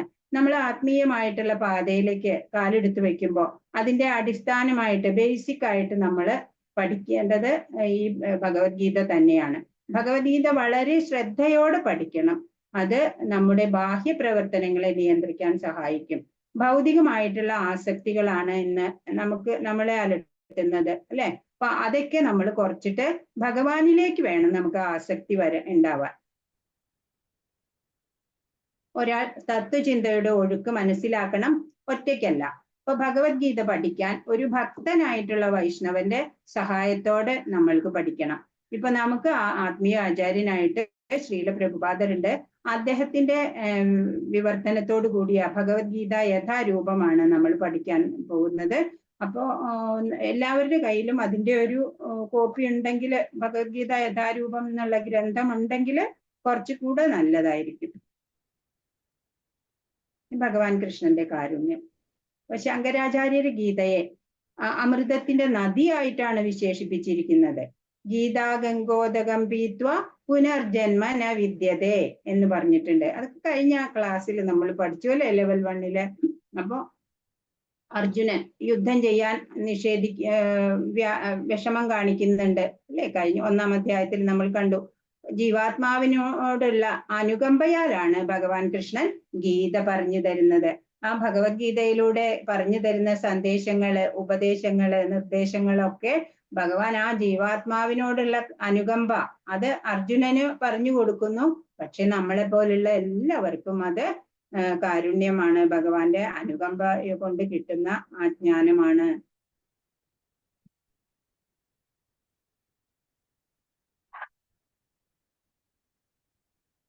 ഭഗവത്ഗീത തുടങ്ങുന്നത് ഈ പാണ്ഡവരും കൗരവരും തമ്മിലുള്ള യുദ്ധം, മഹാഭാരത യുദ്ധം. മഹാഭാരതം എന്നുള്ള ഗ്രന്ഥത്തിലെ എന്നാണ് ഭഗവത്ഗീത എടുത്തിട്ടുള്ളത്. നമ്മള് വ്യാസദേവൻ അവരുടെയൊക്കെ ഒരു കുരുവംശ ചരിത്രം ചെറുതായിട്ടൊന്ന് നമുക്ക് നോക്കാം. ത്രേതായുഗത്തില് സൂര്യവംശമായിരുന്നു, പിന്നീട് ചന്ദ്രവംശ രാജാക്കന്മാരായി. അങ്ങനെ അതില് പിന്നെ പുരൂരവസ്, പിന്നെ അതിൽ പെട്ടതാണ് യയാതി എന്ന് പറഞ്ഞ ആ പരമ്പരയിലുള്ള ഒരു രാജാവായിരുന്നു യയാതി. ആ യയാതിക്ക് ശർമ്മിഷ്ഠ, ദേവയാനി എന്നൊക്കെ 2 ഭാര്യമാരുണ്ടായിരുന്നു. അവരുടെ മക്കളായിരുന്നു യദുവും പുരു. യദു പരമഭാഗവതനായിരുന്നു. അദ്ദേഹത്തിന് രാജ്യത്തിനോടൊന്നും താല്പര്യമില്ല. അപ്പൊ ഭൂമണ്ഡലത്തിന്റെ ചക്രവർത്തിയായിട്ട് പുരുവിനെയും അതുപോലെ ഭൂമിയുടെ ചെറിയൊരു ഭാഗം യദുവിനും ആണ് കൊടുക്കുന്നത്. അങ്ങനെ ഈ പുരുവിന്റെ വംശമാണ് പിന്നെ 25 തലമുറകൾക്ക് ശേഷം അത് കുരുവംശമായിട്ട് മാറുന്നത്. അപ്പൊ അതില് ശന്തനു എന്നുള്ള മഹാരാജാവ് ആദ്യം ഗംഗാദേവിയെയാണ് വിവാഹം കഴിക്കുന്നത്. അതില് ദേവവ്രതൻ എന്നുള്ള ഒരു മകൻ ഉണ്ടാവുകയാണ്. പിന്നീടാണ് അദ്ദേഹത്തിന് ഭീഷ്മർ എന്ന് പേര് വരുന്നത്. അങ്ങനെ പിന്നീട് ഗംഗാദേവി അല്ലാതെ പിന്നെ ഈ സത്യവതിയെ ശന്തനു മഹാരാജാവ് വിവാഹം ചെയ്യുന്നുണ്ട്. ഈ സത്യവതിക്ക് പരാശര മുനിയിലെ വ്യാസദേവൻ ജനിക്കുന്നുണ്ട്. അതൊക്കെ ഓരോ കഥകളാണ്. മിക്കവർക്കും മഹാഭാരത കഥകൾ അറിയുന്നവർക്ക് അറിയുന്നുണ്ടാവും. അറിയില്ലെങ്കിൽ ഞാനിവിടെ വിവരിച്ചു തരാം. ഹരേ കൃഷ്ണ. അപ്പോ സത്യവതിക്ക് പരാശര മുനിയിലെ വ്യാസദേവൻ എന്ന മകൻ ഉണ്ടായിട്ടുണ്ട്. പിന്നീട് ഈ സത്യവതിക്കും ശന്തനുവിനും ഉണ്ടായ മക്കളാണ് ചിത്രാംഗതനും വിചിത്രവീര്യനും. ഇവര് അംബികയെയും അംബാലികയെയുമാണ് യഥാക്രമം വിവാഹം കഴിച്ചത്. അങ്ങനെ ഇവര് ഈ ചിത്രാംഗതൻ തന്റെ തന്നെ പേരുള്ള ഒരു അസുരനുമായിട്ട് യുദ്ധത്തിൽ മരിക്കുകയാണ്. വിചിത്രവീര്യൻ ഒരു രോഗഗ്രസ്തനായിട്ട് മരിക്കുകയാണ്. അവർക്ക് മക്കൾ ഉണ്ടായില്ല, സന്തതികളില്ലാതെ തന്നെ അവർ മരിച്ചു പോവാണ്. അപ്പോഴ് സത്യവതി മാതാവ് വ്യാസദേവനെ റിക്വസ്റ്റ് ചെയ്തു, ഇങ്ങനെ ഈ അംബികയിലും അംബാലികയിലും പുത്രദാനം നടത്തണമെന്ന്. അങ്ങനെ അംബികയ്ക്കുണ്ടായ കുട്ടിയാണ് ധൃതരാഷ്ട്രർ. ധൃതരാഷ്ട്രരുടെയൊക്കെ ജന്മം അങ്ങനെ അന്ധനായിട്ട് ജനിക്കാനുള്ളതൊക്കെ ഒരു കഥയാണ്. അറിയില്ലെങ്കിൽ ഞാൻ പറഞ്ഞുതരാം. അംബാലികയില് ഉണ്ടായ കുട്ടിയാണ് പാണ്ഡു. പിന്നെ ഒരു ദാസിയില് വ്യാസദേവർക്ക് പുത്രദാനം നടത്തിയതാണ് വിതുരനാണ് ഉണ്ടായത്. വ്യക്തായോ?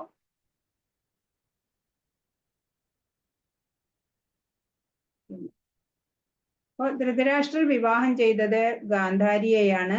ഗാന്ധാരിയുടെ സഹോദരനാണ് ശകുനി. പിന്നെ പാണ്ഡുവിന് 2 ഭാര്യമാരുണ്ടായി, കുന്തി, മാദ്രി. അങ്ങനെ കുന്തി ദേവിക്ക് ആദ്യമേ ഒരു മകനുണ്ട്, കർണൻ. പക്ഷെ കുന്തിയുടെയും മാദ്രിയുടെയും 5 മക്കള്, അവരാണ് പഞ്ചപാണ്ഡവർ എന്നറിയപ്പെടുന്നത്. അത് നമുക്കറിയാം. യുധിഷ്ഠിരൻ, ഭീമൻ, അർജുനൻ, നകുലൻ, സഹദേവൻ. പിന്നെ യുധിഷ്ഠിരൻ, ഈ 5 പേരുടെയും പത്നിയായിട്ട് ദ്രൗപദി ഉണ്ട്. അർജുനന്റെ പത്നി സുഭദ്ര ഉണ്ട്. പിന്നെ ഈ സുഭദ്രയുടെയും അർജുനന്റെയും മകൻ അഭിമന്യുവിന്റെ ധർമ്മപത്നിയാണ് ഉത്തര. ഇവരുടെ മകനാണ് പരീക്ഷിത്തിന്റെ മകനാണ് ജനമേജയൻ. പിന്നെ കൃഷ്ണനും ബലരാമനും ഈ സുഭദ്രയുടെ സഹോദരങ്ങളാണ്.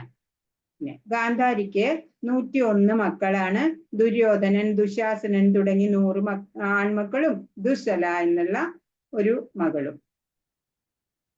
ക്ലിയർ ആയോ? ഇതാണ് കുരുവംശ ചാർട്ട്. ഒരു എന്താ പറയാ, ഫാമിലി ട്രീ എന്നൊക്കെ പറയില്ലേ, അതാണ് ഇവിടെ കാണിച്ചിരിക്കുന്നത്.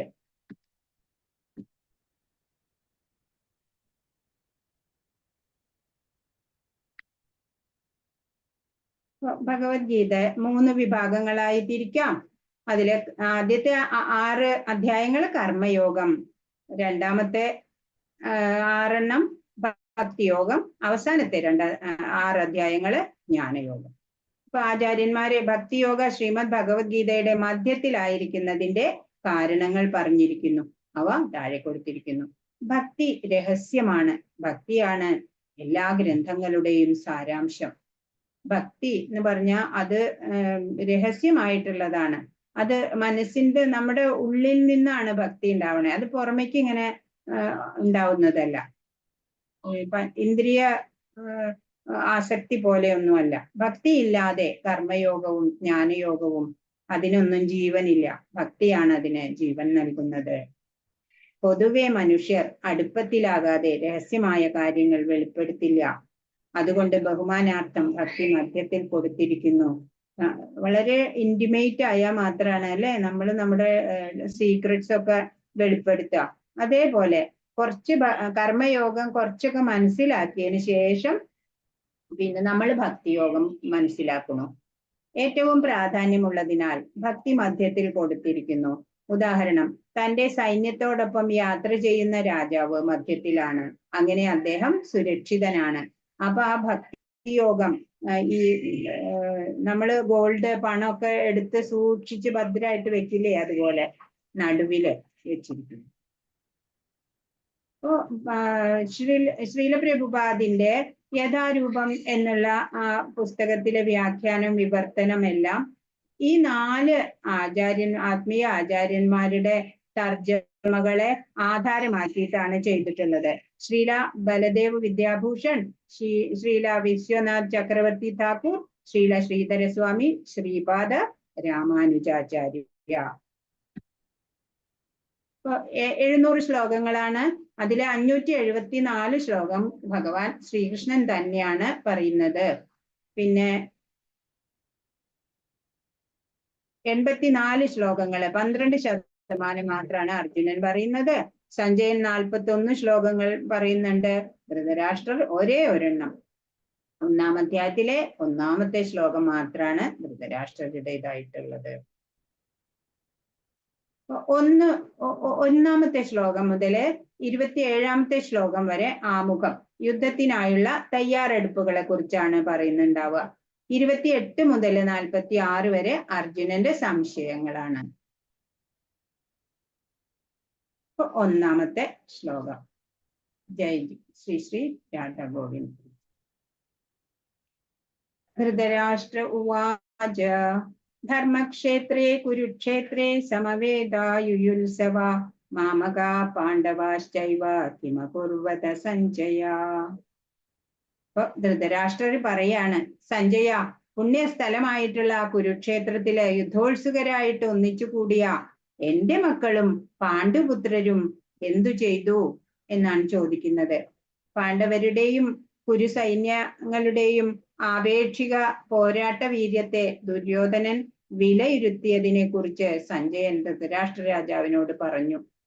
ഭീഷ്മരും കുരു സൈന്യവും ഉച്ചത്തിൽ ശങ്കൂതി ദുര്യോധനന് സന്തോഷം നൽകി. അതാണ് 1 മുതൽ 13 വരെയുള്ള ശ്ലോകങ്ങളില് പറയാൻ പോകുന്നത്. ഇവിടെ ഒരു മഹത്തായിട്ടുള്ള ദൈവിക ശാസ്ത്രമാണ് ഭഗവത്ഗീത. നമുക്കറിയാം, കൃഷ്ണഭക്തനായ ഒരാളുടെ സഹായത്തോടെയും സ്വാർത്ഥ പ്രചോദനങ്ങളൊന്നുമില്ലാതെയും നിഷ്കർഷയോടെ വായിക്കേണ്ടതാണ് ഭഗവത്ഗീത. പിന്നെ ഭഗവാനിൽ നിന്ന് തന്നെ ആ ഉപദേശം കേട്ടിട്ടാണ് അർജുനൻ അത് ഗ്രഹിക്കണത്, അല്ലെ? ആ അർജുനന്റെ വഴിയിൽ കൂടെ തന്നെ നമുക്ക് പോകണം.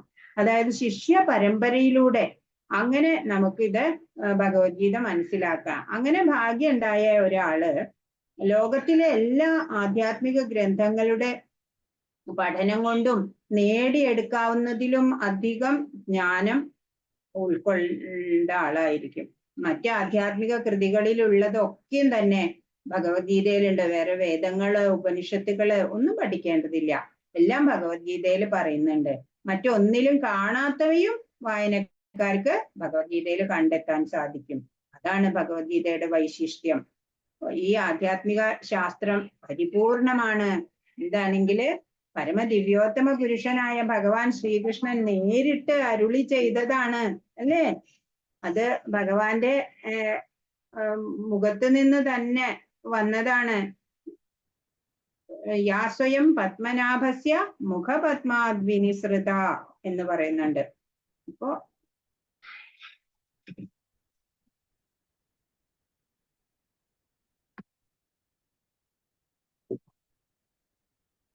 സഞ്ജയനോട് ധൃതരാഷ്ട്രര് ചോദ്യം ചോദിക്കുകയാണ്, അവരെന്തു ചെയ്തു?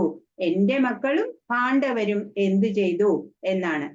ഭഗവത്ഗീത നമ്മൾ എങ്ങനെയാ മനസ്സിലാക്കേണ്ടതെന്ന് ധൃതരാഷ്ട്രര് ഭയവും ആശങ്കയും കൊണ്ടാണ് ഈ ഒരു ചോദ്യം ചോദിക്കുന്നത്. ആ ധർമ്മക്ഷേത്രത്തിനെ കുറിച്ചുള്ള ആ ധാരണ, അതുപോലെ ഈ പാവനമായിട്ടുള്ള ഈ സ്ഥലത്തിന്റെ ആ പ്രഭാവം ഈ യുദ്ധത്തിനെ എവിടെ കൊണ്ടെത്തിക്കും എന്നൊക്കെയുള്ള ആകുലതയുണ്ട്. അതുകൊണ്ടാണ് ഈ ചോദ്യം ചോദിക്കുന്നത്. പിന്നെ ധൃതരാഷ്ട്രര് ഈ ശ്ലോകത്തിലൂടെ പാണ്ഡവരെ കുരുക്കളിൽ നിന്ന് വേർതിരിക്കുകയാണ്. അവരും കുരുവംശജര് തന്നെ, അവരും കൗരവര് തന്നെ. പക്ഷെ അവരെ പാണ്ഡവർ എന്നും എന്റെ മക്കള് കൗരവർ എന്നും അങ്ങനെ വേർതിരിച്ചിരിക്കുന്നു.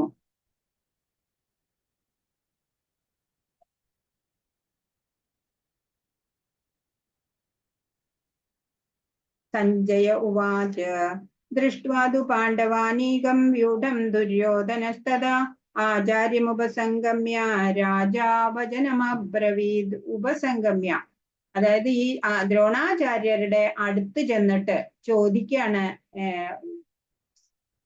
ഈ ദുര്യോധനൻ ചോദിക്കാണ്. അത് ആ വിവരം സഞ്ജയൻ ധൃതരാഷ്ട്രരോട് പറഞ്ഞു കൊടുക്കാണ്. സഞ്ജയൻ പറഞ്ഞു, അല്ലയോ രാജാവേ, പാണ്ഡുപുത്രന്മാർ സജ്ജമാക്കിയ സൈന്യത്തെ കണ്ടിട്ട് ദുര്യോധന മഹാരാജാവ് ആചാര്യന്റെ മുമ്പിൽ ചെന്ന് ഇങ്ങനെ പറഞ്ഞു. രാജാവ് എന്നൊക്കെയാണ് വിളിച്ചിരിക്കുന്നത്. വിഷാദഗ്രസ്തനായിരിക്കണ ധൃതരാഷ്ട്രരെ ധൈര്യപ്പെടുത്താനായിട്ട് പറയാണ്. ജനനം മുതൽക്കേ അന്ധനായിരുന്നു അല്ലേ ധൃതരാഷ്ട്രര്. നിർഭാഗ്യവശാല് ആധ്യാത്മിക വീക്ഷണവും ഇല്ല അദ്ദേഹത്തിന്. ധർമ്മത്തെ സംബന്ധിച്ചിടത്തോളം തന്റെ മക്കളും അത്രയ്ക്കും തന്നെ അന്ധരാണ് എന്ന് അദ്ദേഹത്തിന് അറിയാം. ധാർമ്മിക വീക്ഷണമൊന്നുമില്ല മക്കൾക്ക്. ഇപ്പൊ ജനനം മുതൽക്കേ ധർമ്മിഷ്ഠരായിരുന്നു പാണ്ഡുപുത്രര് അല്ലെ, പഞ്ചപാണ്ഡവരും. അപ്പൊ അവരുമായിട്ട് പൊരുത്തപ്പെടാൻ ഇവർക്ക് ഒരിക്കലും സാധിക്കില്ല എന്നൊക്കെ ധൃതരാഷ്ട്രർക്ക് നല്ലതുപോലെ അറിയുന്നുണ്ട്.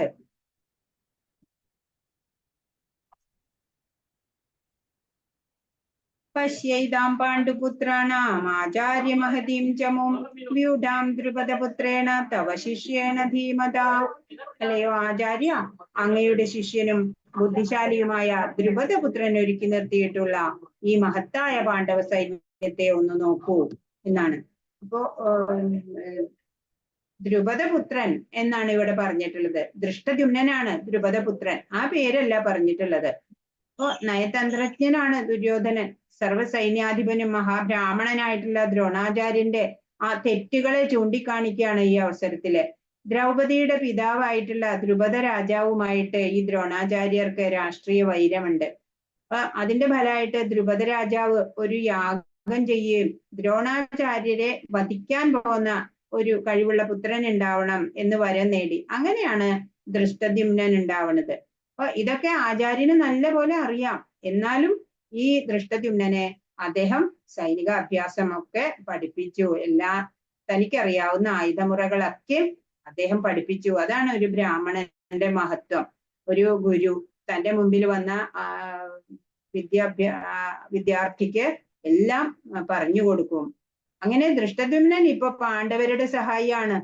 ദ്രോണാചാര്യരിൽ നിന്ന് കിട്ടിയ അറിവൊക്കെ ഇപ്പോ പാണ്ഡവ സൈന്യത്തിന്റെ സംവിധാനത്തിനായിട്ട് ഉപയോഗിച്ചുകൊണ്ടിരിക്കുകയാണ് അല്ലെ.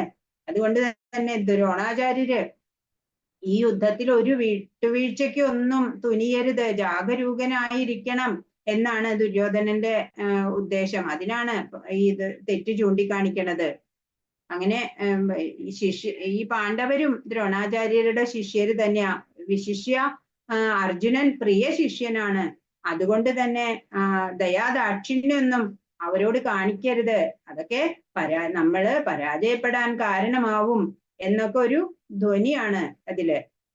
4-ാമത്തെ ശ്ലോകം. അത്ര ശൂരാ മഹേശ്വാസ ഭീമാർജുന സമായുധി യുയുധാനോ വിരാടശ്ച ദ്രുപദശ്ച മഹാരഥ.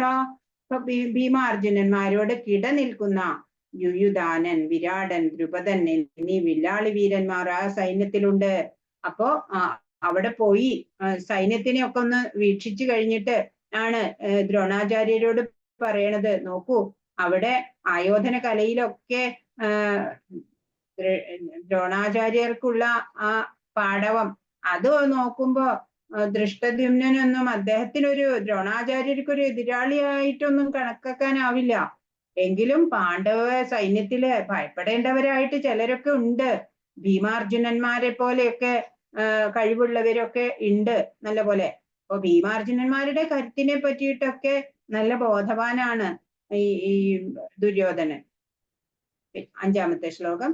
ദൃഷ്ടകേതുശ്ചൈകിതാന കാശിരാജ്യശ്ച വീര്യവാൻ പുരുജിത് കുന്തിഭോജശ്ച ശൈബ്യശ്ച നരപുങ്കവ. അപ്പൊ അവിടുത്തെ രാജാക്കന്മാരുടെ പേരുകളാണ് ഈ പറയണത്. ദൃഷ്ടകേതു, ചേകിതാനൻ, കാശിരാജാവ്, പുരുജിത്ത്, കുന്തിഭോജൻ, ശൈബ്യൻ എന്നീ വീരന്മാരായ യോദ്ധാക്കളും അവിടെ സന്നിഹിതരായിട്ടുണ്ട്. യുധാമന്യുശ്ച വിക്രാന്ത ഉത്തമൗജാശ്ച വീര്യവാൻ സൗഭദ്രോ ദ്രൗപദേയാശ്ച സർവ്വൈവ മഹാരഥ. കൂടാതെ പരാക്രമിയായിട്ടുള്ള യുധാമന്യു, ബലവാനായ ഉത്തമൗജസ്, സുഭദ്രാപുത്രൻ അഭിമന്യു, ദ്രൗപദിയുടെ മക്കള് എന്നിവരും യുദ്ധത്തിനൊരുങ്ങി നിൽക്കുകയാണ്. ഇവരൊക്കെ മഹാരഥന്മാര് തന്നെയാണ്. അസ്മാകം തു വിശിഷ്ടായേ താ നിബോധദ്വിജോത്തമ നായകാ മമ സൈന്യസ്യ സംജ്ഞാർത്ഥം താൻ ബ്രവീമിതേ. അപ്പൊ പറയാണ്, ബ്രാഹ്മണോത്തമ, എന്റെ സൈന്യത്തെ നയിക്കുന്നതിന് യോഗ്യതയുള്ള പടനായകന്മാരെ പറ്റി ഞാൻ പറഞ്ഞു തരാം. പാണ്ഡവ സൈന്യത്തിലെ ആളുകളെ കണ്ടില്ലേ, ഇനി നമ്മുടെ സൈന്യത്തിലെ പേരെ നോക്കൂ. ഭവാൻ ഭീഷ്മശ്ച കർണശ്ച കൃപശ്ച സമിതിം ജയ അശ്വത്ഥാമാ വികർണശ്ച സൗമദത്തിസ്തഥൈവ ച. യുദ്ധത്തില് സദാ വിജയിക്കുന്നവരായിട്ടുള്ള താങ്കള് ദ്രോണാചാര്യര്, താങ്കള് ഭീഷ്മര്, കർണൻ, കൃപൻ, അശ്വത്ഥാമാവ്, വികർണൻ, സോമദത്തന്റെ പുത്രനായിട്ടുള്ള ഭൂരിശ്രവസ് എന്നുള്ളവരും നമ്മുടെ സൈന്യത്തിലുണ്ട്. അന്യേ ച ബഹവ ശൂരാ മദർത്ഥേ ത്യക്ത ജീവിത നാനാശസ്ത്ര പ്രഹരണ സർവേ യുദ്ധവിശാരദ. കൂടാതെ എനിക്ക് വേണ്ടി സ്വജീവിതം അർപ്പിക്കാൻ ഒരുങ്ങി വന്നവരായിട്ട് ഇനിയുണ്ട് വീരയോദ്ധാക്കൾ പലര്. നാനാവിധത്തിലുള്ള ആയുധങ്ങൾ കൈവശമുള്ളവരാണ്. സമര മുറകളിലൊക്കെ നല്ല മിടുക്കന്മാരാണ് അവര്. അപര്യാപ്തം തദസ്മാകം ബലം ഭീഷ്മാഭിരക്ഷിതം പര്യാപ്തം ത്വിതമേ തേഷാം ബലം ഭീമാഭിരക്ഷിതം. അപ്പൊ അളവറ്റതാണ് നമ്മുടെ സൈന്യബലം. പിതാമഹനായിട്ടുള്ള ആ ഭീഷ്മരാൽ സുരക്ഷിതവുമാണ്. എന്നാലോ ഭീമൻ രക്ഷിച്ചു പോരുന്ന ആ പാണ്ഡവ സൈന്യാണെങ്കിലോ വളരെ പരിമിതം, തുച്ഛാണ്. 11 ആയനേഷു ച സർവേഷു യഥാഭാഗമവസ്ഥിത ഭീഷ്മമേവാഭിരക്ഷന്തു ഭവന്തഃ സർവ്വയേവ ഹി. അങ്ങനെ സൈന്യവ്യൂഹത്തില് ഭീഷ്മദേവനെ പ്രൊട്ടക്ട് ചെയ്യണ രീതിയിൽ സംസാരിക്കുകയാണ്. അപ്പൊ സൈന്യവ്യൂഹത്തില് മർമ്മസ്ഥാനങ്ങളില് ഉറച്ചു നിന്നുകൊണ്ട് നിങ്ങൾ ഓരോരുത്തരും ഭീഷ്മ പിതാമഹന് പരിപൂർണ പിന്തുണ നൽകണം എന്ന് എല്ലാരോടും പറയാണ്. അതായത് സർവോ ഉത്കൃഷ്ടനായിട്ടുള്ള സേനാധിപൻ തന്നെയാണ് ഭീഷ്മ പിതാമഹൻ. എങ്കിലും വൃദ്ധനാണ് അല്ലേ. അദ്ദേഹത്തിന്റെ രക്ഷയില് എല്ലാവർക്കും സശ്രദ്ധം ഉള്ള ഒരു സവിശേഷ ശ്രദ്ധ വേണം. അപ്പൊ അദ്ദേഹം യുദ്ധത്തിൽ ഏർപ്പെട്ടിരിക്കുന്ന സമയത്ത് മറ്റു ഭാഗത്തു നിന്നൊക്കെ ശത്രുക്കളെ ആക്രമണം നടത്തിയേക്കാം. അപ്പൊ അതൊക്കെ അങ്ങനെ വ്യൂഹം ഒക്കെ ഭേദിച്ച് വരാവുന്ന ആ മർമ്മസ്ഥാനങ്ങളുണ്ടല്ലോ, അവിടെയൊക്കെ നമ്മുടെ വീരയോദ്ധാക്കൾ ഉറച്ചു നിൽക്കേണ്ടതുണ്ട്. അങ്ങനെ കുരുക്കളുടെ വിജയം ഭീഷ്മദേവനെ ആശ്രയിച്ചാണ് എന്ന് ദുര്യോധനന് പൂർണ്ണ വിശ്വാസം ഉണ്ടായിരുന്നു. ഈ ഭീഷ്മാചാര്യര് പിന്നെ ദ്രോണാചാര്യര് അവരുടെയൊക്കെ പൂർണ്ണ സഹായം തനിക്ക് ഉണ്ടാവും എന്നും അദ്ദേഹത്തിന് ഉറപ്പുണ്ടായിരുന്നു. കാരണം ദ്രൗപദി വസ്ത്രാക്ഷേപ സമയത്ത് ഇവരൊക്കെ ദുര്യോധന പക്ഷത്ത് തന്നെ നിൽക്കുകയാണ് ഉണ്ടായത്. അതുപോലെ തന്നെ ഇപ്പോഴും ചെയ്തേക്കാം എന്ന് കരുതി. 12 തസ്യ സഞ്ജയനൻ ഹർഷം കുരുവൃദ്ധ പിതാമഹ സിംഹനാദം വിനദ്യോച്ചൈ ശംഖം ദത്മൗ പ്രതാപവാൻ. അപ്പൊ അത് കേട്ടപ്പോ നിങ്ങളെല്ലാം പ്രൊട്ടക്ട് ചെയ്യണം പിതാമഹനെ എന്നൊക്കെ പറഞ്ഞു. അത് കേട്ടപ്പോ ദുര്യോധനനെ സന്തോഷിപ്പിക്കാനായിട്ട് പരാക്രമിയും കുരു പിതാമഹനുമായ ഭീഷ്മർ ദുര്യോധനന് ആഹ്ലാദം ജനിപ്പിക്കുമാറ് തസ്യ സഞ്ജനയൻ ഹർഷം എന്നാണ് ഇവിടെ പറഞ്ഞേക്കണേ. ആഹ്ലാദം ജനിപ്പിക്കുമാറ് സിംഹഗർജനം പോലെയുള്ള ശബ്ദം ഉണ്ടാക്കിയിട്ട് ക്യാപ്റ്റൻ അല്ലേ പോലീസ് സേനയിലൊക്കെ ഫൈറ്റ് നടക്കണതിന് മുമ്പ് ഒരു ശബ്ദം ഉണ്ടാക്കും. എല്ലാ ടോട്ടൽ ടീമിനെ എനർജൈസ് ചെയ്യാണ്. അങ്ങനെ ശബ്ദമുണ്ടാക്കിക്കൊണ്ട് തന്റെ ശംഖമെടുത്ത് ഊതി. തതശംഖശ്ച ഭേര്യശ്ച പണവാനാഗോമുഖ സഹസൈവ്യഹന്യന്ത സശബ്ദസ്തു മുലോഭവത്. അങ്ങനെ അതിനെ തുടർന്ന് പിന്നെ ആ ഭീഷ്മ പിതാമഹന്റെ ശംഖുനാദത്തിനെ തുടർന്ന് ശംഖ്, ചെണ്ട, മദ്ദളം, കാഹളം എന്നിവയുടെ ശബ്ദം എമ്പാടും ഉയർന്ന് അങ്ങനെ ആ യുദ്ധരംഗം തന്നെ കോലാഹലമായി.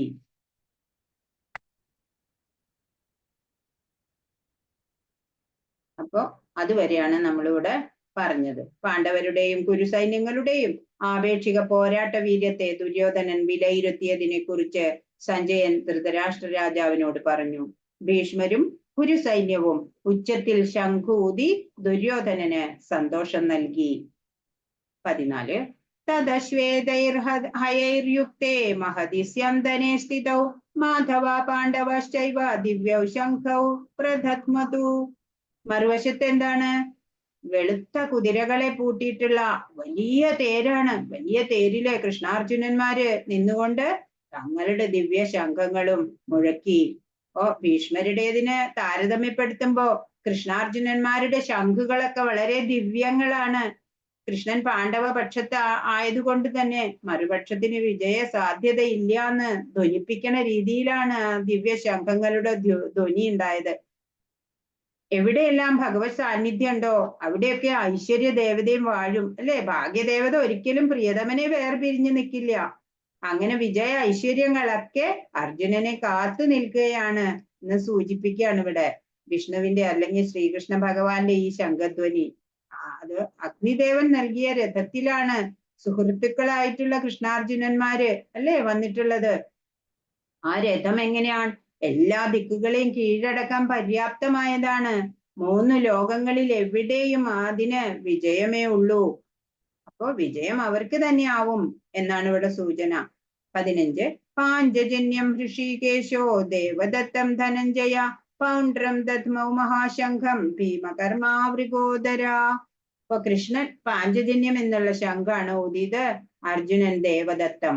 ദുഷ്കര കർമ്മങ്ങളിൽ ടഫ് ടാസ്കില് മുൻനിൽക്കുന്നവനും ഭോജനപ്രിയമനുമായ ഭീമൻ പൗണ്ഡ്രം എന്ന ശംഖും മുഴക്കി. ഇനി മറ്റുള്ളവരൊക്കെ മുഴക്കുന്ന ശംഖുകളുടെ പേരുകളൊക്കെയാണ് പറയണത് ഇവിടെ. കുന്തിപുത്രനായിട്ടുള്ള യുധിഷ്ഠിരൻ അനന്ത വിജയം എന്ന ശംഖ്, നകുല സഹദേവന്മാർ സുഘോഷമണി പുഷ്പകങ്ങൾ, വില്ലാളി വീരനായ കാശിരാജാവും മഹാരഥനായ ശിഖണ്ഡിയും, ദൃഷ്ടദ്യുമ്നൻ, വിരാടൻ, തോൽവി പിണയാത്ത സാത്യകി, ദ്രുപദൻ, ദ്രൗപദി പുത്രന്മാർ, മഹാബാഹുവായ സുഭദ്രാപുത്രൻ അത് അഭിമന്യു എന്നിവരും ശംഖനാദം മുഴക്കി. സഘോഷോധാർത്തരാഷ്ട്രാണാം ഹൃദയാനി വ്യധാരയത് നഭശ്ച പൃഥിവീം ചൈവ തുമുലോപ്യനുനാദയൻ. അങ്ങനെ നഭശ്ച പൃഥിവീം ചൈവ ആകാശത്തെയും ഭൂമിയിലും അന്തരീക്ഷത്തിലും അങ്ങനെ അലയടിച്ചു ആ ശംഖനാദത്തി ഘോഷം.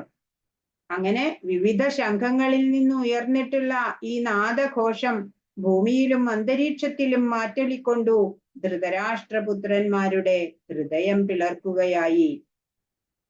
ദുര്യോധന പക്ഷത്ത് ഉള്ള ഭീഷ്മാദികൾ ശംഖൂതിയപ്പോൾ പാണ്ഡവരുടെ ഹൃദയമൊന്നും പിളർന്നില്ല. പക്ഷെ ഇവിടെ ധാർത്തരാഷ്ട്രന്മാരുടെ ഹൃദയങ്ങളെ ശംഖഘോഷം പിളർന്നു എന്നാ പറയണേ. അപ്പൊ കൃഷ്ണ ഭഗവാനിലെ പാണ്ഡവർക്കുള്ള വിശ്വാസം അതാണ് ഏറ്റവും വലുത്. ഏതൊരു മഹാവിപത്തിന്റെ നടുക്കും പരമദിവ്യോത്തമ പുരുഷനിൽ അഭയം തേടിയവർക്ക് പേടിക്കണ്ട, അവർക്കൊരു ഭയവും ഇല്ല. പിന്നെ മറുവശത്ത് കൃഷ്ണന്റെയും അർജുനന്റെയും അതീന്ദ്രിയ ശംഖു മുഴക്കുന്നതും അതുപോലെ പാണ്ഡവ സൈന്യത്തിലെ മറ്റംഗങ്ങളുടെ ശംഖു ഊതുന്നതും ദുര്യോധനന്റെ ഹൃദയത്തെ തകർക്കുന്നു.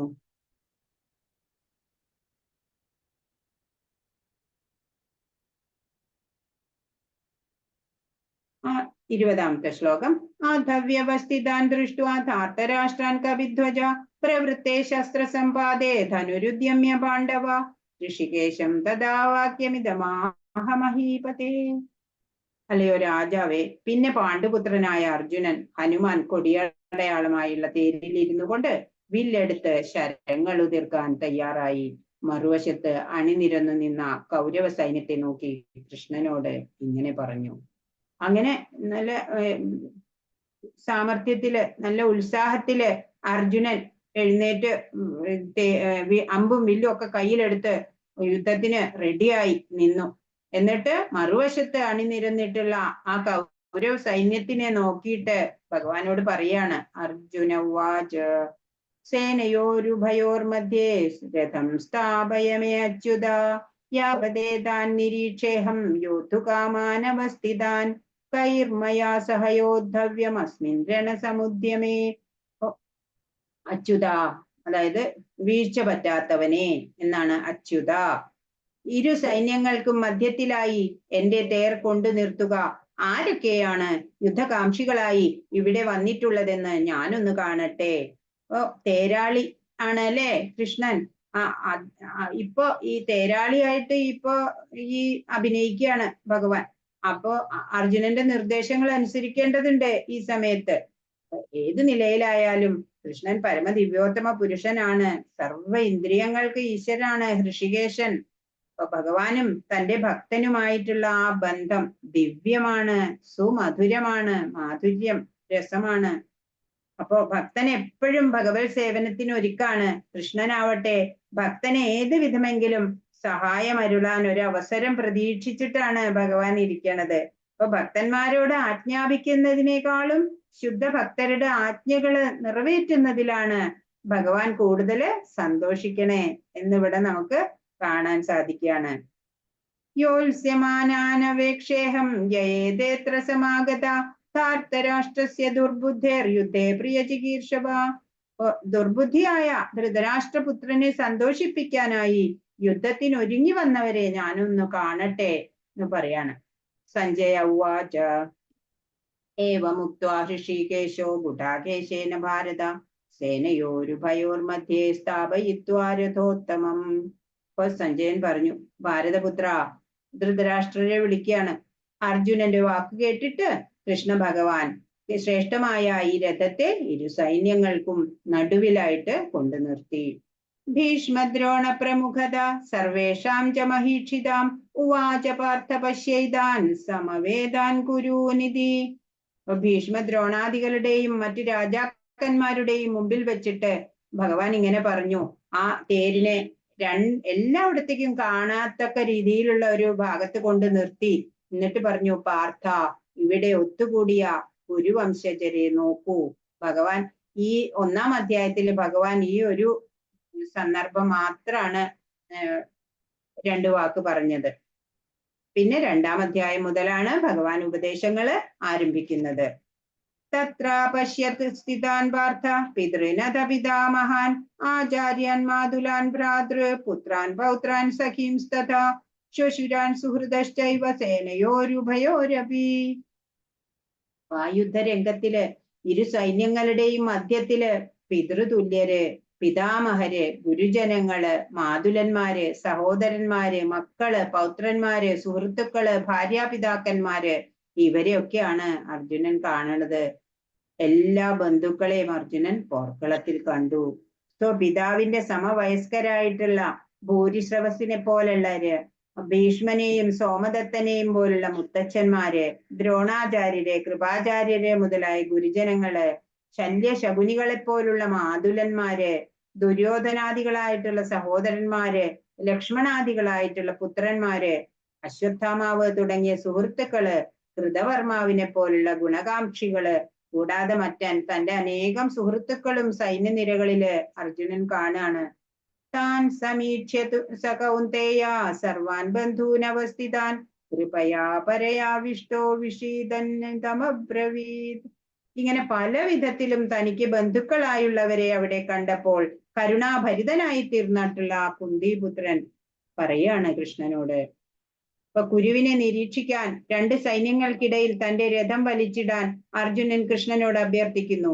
ഇരുവശത്തുമുള്ള ബന്ധുക്കളെയും ഗുണകാംക്ഷികളെയും അർജുനൻ കാണുന്നു.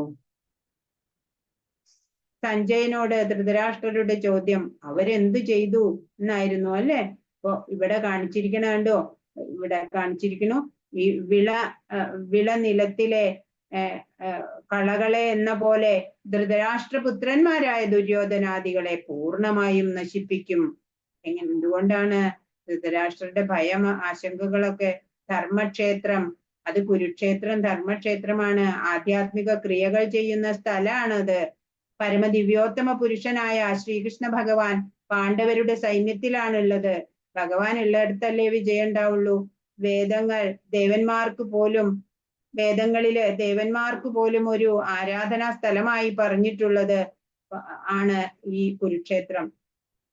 പാണ്ഡവർ സ്വഭാവേന ഗുണശാലികളായിട്ടുള്ളതിനാൽ ആ പാവന സ്ഥലത്തിന്റെ സ്വാധീന ശക്തി സഹായകമായി. ദ്രോണരും ഭീഷ്മരും വിശുദ്ധരാണ്. യുദ്ധം ചെയ്യാതിരിക്കാനുള്ള സ്വാഭാവിക പ്രവണത, യുദ്ധം നടന്നേക്കില്ല, രാജ്യം ഭരിക്കാനുള്ള സ്വാർത്ഥമായ ആഗ്രഹം, അപ്പൊ അതുമുണ്ട് ആശങ്ക ആർക്ക്? ധൃതരാഷ്ട്രർക്ക്. ഇനി ആ ധർമ്മക്ഷേത്രത്തില് ചെന്ന് പെട്ടുകഴിഞ്ഞാല് എന്റെ മക്കളും പാണ്ഡവരും കൂടെ ഇനി സന്ധി ചെയ്യുവോ? യുദ്ധം ഒഴിവാക്കിയിട്ട് രാജ്യം പകുതി ഭാഗിച്ച് എടുക്കാം, യുദ്ധം വേണ്ട എന്ന് പറഞ്ഞ് യുദ്ധം ഒഴിവാക്കുവോ എന്നൊക്കെയാണ് സംശയമുണ്ട് ധൃതരാഷ്ട്രക്ക്. അപ്പൊ ധൃതരാഷ്ട്രര് പാണ്ഡവരെ കുരുക്കളിൽ നിന്ന് വേർതിരിക്കുന്നു. ദുര്യോധനൻ പാണ്ഡവരുടെ സൈന്യവ്യൂഹം കണ്ട ശേഷം ദ്രോണാചാര്യരുടെ അരികിൽ ചെന്നു. ദുര്യോധനനെ രാജാവ് എന്നാണ് അഭിസംബോധന ചെയ്തിരിക്കുന്നത്. വിഷാദഗ്രസ്തനായ ധൃതരാഷ്ട്രനെ ധൈര്യപ്പെടുത്താനാണ് അങ്ങനെ ചെയ്തത്. രാജാവാണെങ്കിൽ കൂടി ദുര്യോധനന് കാര്യഗൗരവം മൂലം ദ്രോണാചാര്യരെ ചെന്ന് കാണേണ്ടി വന്നു, അങ്ങോട്ട് ചെന്ന് കാണേണ്ടി വന്നു ഭയം കൊണ്ട്. ദുര്യോധനൻ വിദഗ്ധ നയതന്ത്രജ്ഞനാണ്.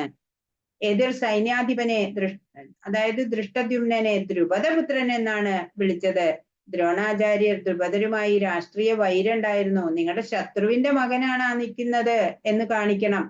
അതിനുവേണ്ടി ദൃഷ്ടദ്യുമ്നനെ ദ്രുപദപുത്രൻ എന്ന് വിളിച്ചുകൊണ്ട് ദ്രോണാചാര്യനെ പ്രകോപിപ്പിച്ചു. ദൃഷ്ടദ്യുമ്നനെ ദ്രോണാചാര്യനാണ് ആയുധമുറകളെല്ലാം പഠിപ്പിച്ചു കൊടുത്തത്. ദ്രോണാചാര്യന്റെ തെറ്റ് ചൂണ്ടിക്കാണിച്ചു.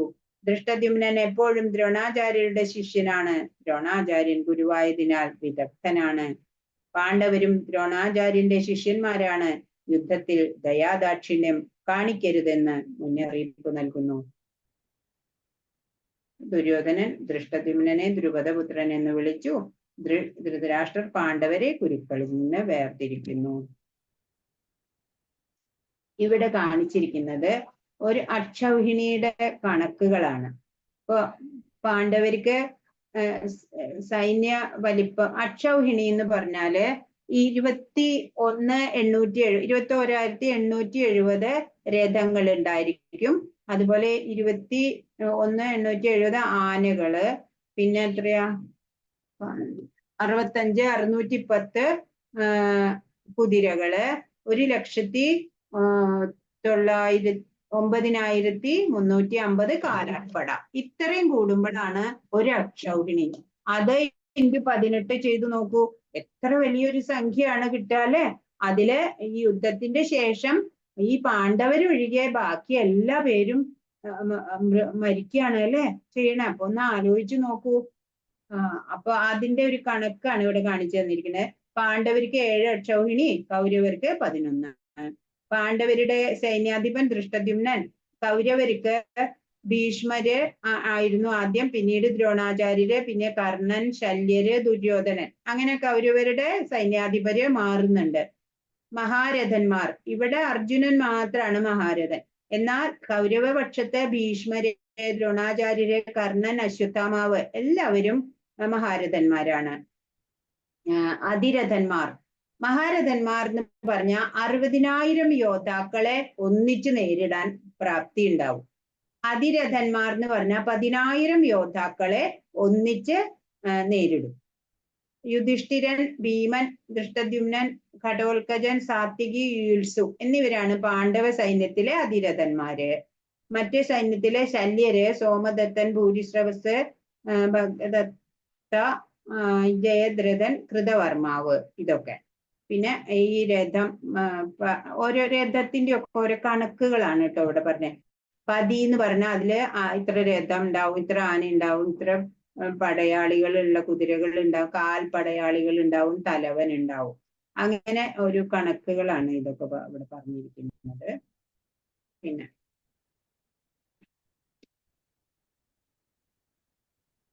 ഇപ്പൊ ദുര്യോധനൻ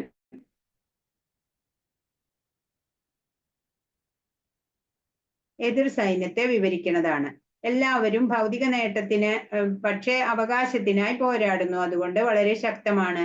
അതായത് പാണ്ഡവര് ധാർമ്മികമായിട്ടുള്ള യുദ്ധമാണ് അല്ലെ, അവർക്ക് അവകാശപ്പെട്ട രാജ്യത്തിന് വേണ്ടിയിട്ടാണ് അവര്, അതാണ് ഇവിടെ പറയുന്നത്. അപ്പോ അതില് ഭീമൻ, അർജുനൻ, കാശിരാജാവ്, യുധാമന്യു, യുയുധാനൻ, വിരാടൻ, ദ്രുപദൻ, ദൃഷ്ടകേതു, ചേകിതാനൻ, പുരുജിത്ത്, കുന്തിഭോജൻ, ശൈബ്യൻ, ഉത്തമൗജസ്, സുഭദ്രാപുത്രൻ, ദ്രൗപദിയുടെ മക്കള്, അവരൊക്കെ ഇതിലെ മഹാരഥന്മാരാണ് എന്നാണ്.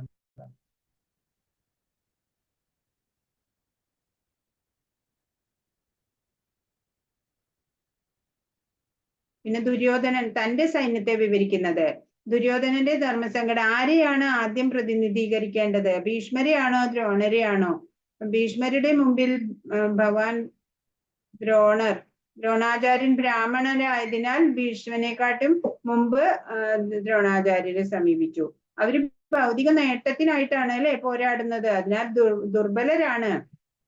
അവരില് ഭൂരിഭാഗവും പാണ്ഡവരെ അനുകൂലിക്കുന്നവരുമാണ്. അതാണ്. അപ്പൊ ദ്രോണാചാര്യര്, ഭീഷ്മർ, കർണൻ, കൃപൻ, അശ്വത്ഥമാവ്, വികർണൻ, ഭൂരിശ്രവസ്, ജയദ്രഥൻ, കൃതവർമാവ്, ശല്യർ, അങ്ങനെ സ്വന്തം ജീവൻ പോലും സമർപ്പിക്കാൻ ഒരുങ്ങി വന്നവരാണ് അവരൊക്കെ. ഇവിടെ എന്താ പറയുന്നത്? ദുര്യോധനൻ തന്റെ സൈന്യത്തിന്റെ ബലം വിവരിക്കുകയാണ്. അപര്യാപ്തം, അളവറ്റത്, ഭീഷ്മരാൽ സുരക്ഷിതമാരാണ്. ഭീമൻ രക്ഷിച്ചു പോരുന്ന പാണ്ഡവ സൈന്യം വളരെ പരിമിതവും. ദുര്യോധനന് ഭീമനോട് അസൂയയുണ്ടായിരുന്നു. കൊല്ലപ്പെടുകയാണെങ്കിൽ അത് ഭീമന്റെ കൈകൊണ്ടായിരിക്കുമെന്ന് അദ്ദേഹത്തിന് അറിയാവുന്നത് കൊണ്ട്. അപ്പോ ഭീമനോട് അസൂയായിരുന്നു, ഭീമൻ എന്നെ കൊല്ലില്ലേ എന്ന് പറഞ്ഞിട്ട്. ദുര്യോധനൻ തന്റെ സൈന്യത്തോട് ഭീഷ്മരെ പിന്തുണയ്ക്കാൻ പറഞ്ഞു. ഭീഷ്മർ വൃദ്ധനായതിനാൽ സംരക്ഷണം ആവശ്യമാണ്. ഭീഷ്മരുടെയും ദ്രോണാചാര്യരുടെയും പൂർണ്ണ സഹായം തനിക്കുണ്ടാവുമെന്ന് ദുര്യോധനൻ അറിയാമായിരുന്നു. അന്ന് ചൂതുകളിയിൽ സംഭവിച്ചതുപോലെ ഭീഷ്മർ സ്വാഭാവികമായ അനുകമ്പയോടെ ദുര്യോധനനെ സന്തോഷിപ്പിക്കാൻ വേണ്ടി സിംഹഗർജനം പോലെയുള്ള ശബ്ദം ഉണ്ടാക്കിക്കൊണ്ട് തന്റെ ശംഖമെടുത്ത് ഊതി. ഭഗവാൻ കൃഷ്ണൻ മറുപക്ഷത്താകയാൽ ഈ യുദ്ധത്തിൽ വിജയം പ്രതീക്ഷിക്കാൻ വയ്യ. കൃഷ്ണാർജുനന്മാര് തങ്ങളുടെ ദിവ്യ ശംഖങ്ങൾ മുഴക്കുകയാണ്. കൃഷ്ണാർജുനന്മാരുടെ ശംഖ് ദിവ്യമാണ്. മാധവ ലക്ഷ്മീപതിയായ കൃഷ്ണൻ ഒപ്പമുണ്ട്. അഗ്നിദേവൻ നൽകിയ രഥം. ഈ 3 ലോകങ്ങളിൽ എവിടെയും വിജയമേ ഉള്ളൂ. അങ്ങനെ നോക്കുമ്പോ അവർക്ക് വിജയം ഉറപ്പാണ്. കൃഷ്ണനും അർജുനനും ഭീമനും തങ്ങളുടെ ദിവ്യ ശംഖങ്ങൾ മുഴക്കി. കൃഷ്ണന്റെ അംശങ്ങളാണ് അല്ലെ, ജീവജാലങ്ങളെല്ലാം ഭഗവാന്റെ അംശങ്ങളാണ്. ഹൃദയത്തിൽ ഇരുന്നു കൊണ്ട് ഇന്ദ്രിയങ്ങളെ നയിക്കുന്നു. അവരുടെ സ്വാത്മാർപ്പണ ബോധത്തിന് അനുയോജ്യമായ വിധത്തിൽ. കൃഷ്ണൻ പാഞ്ചജന്യം, അർജുനൻ ദേവദത്തം, ഭീമൻ പൗണ്ഡ്രം, യുധിഷ്ഠിരൻ അനന്തവിജയം, നകുലൻ സുഘോഷം, സഹദേവൻ മണിപുഷ്പകം എന്നുള്ള ശംഖുകളാണ് മുഴക്കിയത്. ഇവിടെ ഭഗവാന്റെ പേരുകളുടെ അർത്ഥമാണ് ഇവിടെ പറഞ്ഞിട്ടുള്ളത്. കൃഷ്ണൻ എല്ലാവരെയും ആകർഷിക്കുന്നവൻ, ഋഷികേശൻ സർവ ഇന്ദ്രിയങ്ങളുടെയും ഉടമ, മാധവൻ ലക്ഷ്മീപതി, അച്യുതൻ ച്യുതി അഥവാ വീഴ്ച പറ്റാത്തവൻ, മധുസൂദനൻ മധു എന്ന രാക്ഷസനെ കൊന്നതുകൊണ്ട്, ഗോവിന്ദൻ ഗോക്കൾക്കും ഇന്ദ്രിയങ്ങൾക്കും ആനന്ദം നൽകുകയാൽ, വാസുദേവൻ വസുദേവ പുത്രനാകയാൽ, ദേവകീനന്ദൻ ദേവകിയെ അമ്മയായി സ്വീകരിച്ചതുകൊണ്ട്, യശോദാനന്ദൻ വൃന്ദാവനത്തിൽ കേളികളാൽ യശോദയെ ആനന്ദിപ്പിച്ചതുകൊണ്ട്, പാർത്ഥസാരഥി അർജുനന്റെ തേർ തെളിച്ചതുകൊണ്ട്, കേശവൻ കേശി എന്ന അസുരനെ വധിച്ചവൻ, ജനാർദ്ദനൻ ജീവജാലങ്ങളുടെ രക്ഷകൻ. പിന്നെ അർജുനന്റെ പേരുകളാണ് ഇവിടെ പറയുന്നത്. ധനഞ്ജയൻ ധനത്തെ ജയിച്ചവൻ, പാർത്ഥൻ കുന്തിയുടെ പുത്രൻ, ഗുഡാകേശൻ നിദ്രയെ അല്ലെങ്കിൽ അജ്ഞാനത്തെ ജയിച്ചവൻ, മൃഗോദരൻ അത് ഭീമന്റെ, വീര്യശാലികൾക്ക് മാത്രം സാധിക്കാവുന്ന ധീരകൃത്യങ്ങൾ ചെയ്യാനും വളരെ കൂടുതൽ ഭക്ഷിക്കാൻ കഴിവുണ്ടായിരിക്കുന്നത് കൊണ്ട് മൃഗോദരൻ എന്ന ഭീമന് പേര്.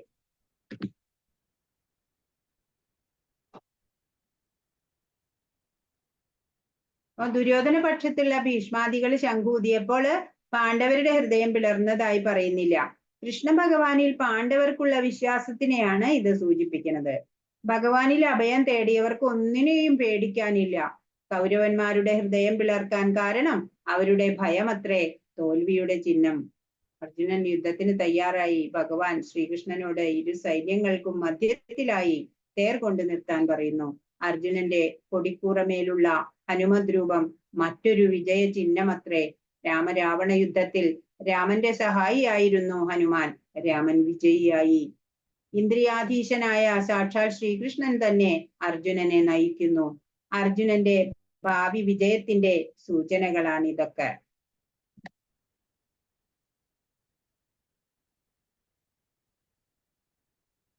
പാണ്ഡവരുടെ വിജയ ചിഹ്നങ്ങളാണ് പറയുന്നത്. കൃഷ്ണന്റെ വ്യക്തിപരമായ സാന്നിധ്യം വിജയം ഉറപ്പാക്കുന്നു. പരമദിവ്യോത്തമ പുരുഷനാണ് തേരാളി.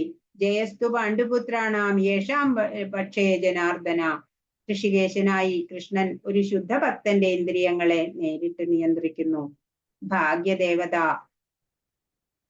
എവിടെയെല്ലാം ഭഗവത് സാന്നിധ്യമുണ്ടോ അവിടെയെല്ലാം ഐശ്വര്യ ദേവതയും വാഴുന്നു. ഭാഗ്യദേവത ഒരിക്കലും പ്രിയതമനെ വേർപിരിയാറില്ല. വേദി ഏതാണ്? കുരുക്ഷേത്രം ഒരു പുണ്യ സ്ഥലമാണ്. യുദ്ധത്തിൽ വിശുദ്ധ സ്ഥലത്തിന്റെ പ്രഭാവം ഉണ്ടാവും എപ്പോഴും. അർജുനന്റെ കൊടിക്കൂറമേലുള്ള ഹനുമത് രൂപം. ഹനുമാൻ രാമരാവണ യുദ്ധത്തിൽ സഹായിച്ചു. രാമൻ വിജയിയായി. വിഷ്ണുവിന്റെ ചിഹ്നം ശംഖ് വിഷ്ണുവിന്റെ ചിഹ്നമാണ്. ഇത് പരോക്ഷമായി സൂചിപ്പിക്കുന്നത് ഭീഷ്മരുടെയും പാണ്ഡവരുടെയും ശംഖുകളാണ്. ദിവ്യ ശംഖങ്ങൾ. അർജുനന്മാരുടെ ശംഖ് ദിവ്യങ്ങളാണ്. ദുര്യോധനനെ സമാധാനിപ്പിക്കാൻ ഭീഷ്മന്റെ ശംഖ്. അർജുനന് നൽകിയ അഗ്നിദേവന്റെ രഥം. ഹൃദയം പിളർന്നു. പാണ്ഡവ സൈന്യം ശംഖൂതിയപ്പോൾ കൗരവന്മാരുടെ ഹൃദയം പിളർന്നു. ദുര്യോധന പക്ഷത്തുള്ള ഭീഷ്മാദികൾ ശംഖൂതിയപ്പോൾ പാണ്ഡവരുടെ ഹൃദയം പിളർന്നതായി പറയുന്നില്ല. കൃഷ്ണ ഭഗവാനിൽ പാണ്ഡവർക്കുള്ള വിശ്വാസത്തെയാണിത് സൂചിപ്പിക്കുന്നത്. അർജുനൻ ഭഗവാനെ അച്യുത, വീഴ്ച പറ്റാത്തവൻ എന്നാണ് വിളിച്ചിരിക്കുന്നത്. ഭക്തന്മാരോട് അദ്ദേഹത്തിനുള്ള സ്നേഹത്തിന് ഒരിക്കലും കുറവില്ല. ഭഗവാൻ ശ്രീകൃഷ്ണൻ സ്നേഹം കൊണ്ടും അഹേതുവായ കരുണയാലും തേരാളിയുടെ സ്ഥാനം ഏറ്റെടുത്തു. ശുദ്ധ ഭക്തന്മാരുടെ ആജ്ഞകൾ നിറവേറ്റുന്നതിലാണ് ഭഗവാൻ കൂടുതൽ സന്തോഷിക്കുന്നത്. ഏത് നിലയിലും അദ്ദേഹം പരമ ദിവ്യോത്തമ പുരുഷനാണ്. ഉത്തമ ഭക്തൻ എന്ന നിലയിൽ അർജുനന് യുദ്ധം ചെയ്യുന്നതിൽ താല്പര്യമുണ്ടായിരുന്നില്ല. അനാവശ്യമായ യുദ്ധത്തിന്റെ കാര്യത്തിൽ അവർക്ക് എത്രത്തോളം താല്പര്യമുണ്ടെന്നും അർജുനൻ ആഗ്രഹിച്ചു. ദുര്യോധനനെ സന്തോഷിപ്പിക്കാനായി യുദ്ധത്തിനൊരുങ്ങിയവർ ആരെല്ലാമാണെന്നറിയാൻ അർജുനൻ ആഗ്രഹിച്ചു. താൻ നേരിടാൻ പോകുന്ന സൈന്യത്തിന്റെ ബലം എത്രയുണ്ടെന്ന് കണക്കാക്കാമെന്നും അദ്ദേഹം ഉദ്ദേശിച്ചു. അതിനുവേണ്ടിയാണ് കൃഷ്ണ തേര് അവിടെ നടുവിൽ കൊണ്ട് നിർത്തൂ എന്നാവശ്യപ്പെട്ടത്. കുഡാകേശൻ. അർജുനൻ നിദ്രയെയും അജ്ഞാനത്തെയും ജയിച്ചവൻ. കൃഷ്ണനുമായിട്ടുള്ള സൗഹൃദം മൂലം അർജുനന് കൃഷ്ണനെ നിമിഷ നേരത്തേക്ക് പോലും മറക്കാനാവില്ല. സമാധി. ഇതാണ് ഭഗവാൻ ശ്രീകൃഷ്ണൻ. ഹൃഷികേശൻ. അർജുനന്റെ മനസ്സിൽ നടക്കുന്നതെല്ലാം കൃഷ്ണന് അറിയാമായിരുന്നു. പാർത്ഥ കുന്തിപുത്രൻ. തന്റെ പിതാവായ വസുദേവരുടെ സഹോദരിയുടെ മകനായതുകൊണ്ടാണ് താൻ തേരാളിപദം സ്വീകരിച്ചതെന്ന് പറയുന്ന നിലയിൽ കൃഷ്ണൻ അർജുനനെ സഹായിക്കുന്നു. പിതൃ സഹോദരി പുത്രൻ പൊരുതാതെ ഇരിക്കുമെന്ന് കൃഷ്ണൻ കരുതുന്നില്ല. ഇവിടെ നോക്കൂ, ഇതിപ്പോ ഈ നടുവിലുള്ളത് അർജുനനാണ്. അർജുനൻ നോക്കുമ്പോ കാണുന്നത് ആരെയാണ്? പിതൃതുല്യര്, ഗുരുജനങ്ങള്, സുഹൃത്തുക്കള്, മാതുലന്മാര്, സഹോദരങ്ങള്, മക്കള്, അല്ലെ, ഭാര്യാപിതാക്കന്മാര്, പിതാമഹര്, അങ്ങനെ എല്ലാവരെയും കണ്ട അർജുനനില് വിവശത വരികയാണ്. ഹരേ കൃഷ്ണ. ഇത് സംഗ്രഹ വിഭാഗം 2 നമുക്ക് അടുത്ത ദിവസം കാണാം. ഹരേ കൃഷ്ണ കൃഷ്ണ കൃഷ്ണ ഹരേ ഹരേ, ഹരേ രാമ രാമ രാമ ഹരേ ഹരേ. വാഞ്ചാകൽപതരുഭ്യശ്ച കൃപാ സിന്ധുഭ്യേവ ച പതിതാനാം പാവനേഭ്യോ വൈഷ്ണവേഭ്യോ നമോ നമഃ. നന്ദകോടി വൈഷ്ണവ വൃന്ദ കി ജയ്. ശ്രീല പ്രഭുപാദ് കി ജയ്. ഹരേ കൃഷ്ണ. ഹരേ കൃഷ്ണ. എന്തെങ്കിലും സംശയം ഉണ്ടെങ്കിൽ ചോദിക്കൂ. കുറച്ചു പേരെ വന്നിട്ടുള്ളൂല്ലോ.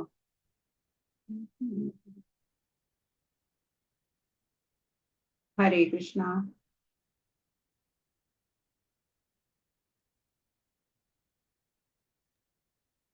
ഹരേ കൃഷ്ണ മാതാജി. ഹരേ കൃഷ്ണ. അറ്റൻഡൻസ് ഇടാത്തവരൊക്കെ ഇപ്പൊ എല്ലാവരും ലെഫ്റ്റ് ആയില്ലേ മാതാജി?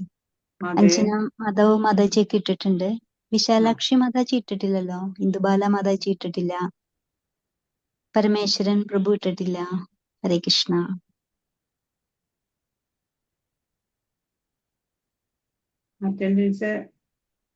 എല്ലാവരും അറ്റൻഡൻസ് മാർക്ക് ചെയ്യണം.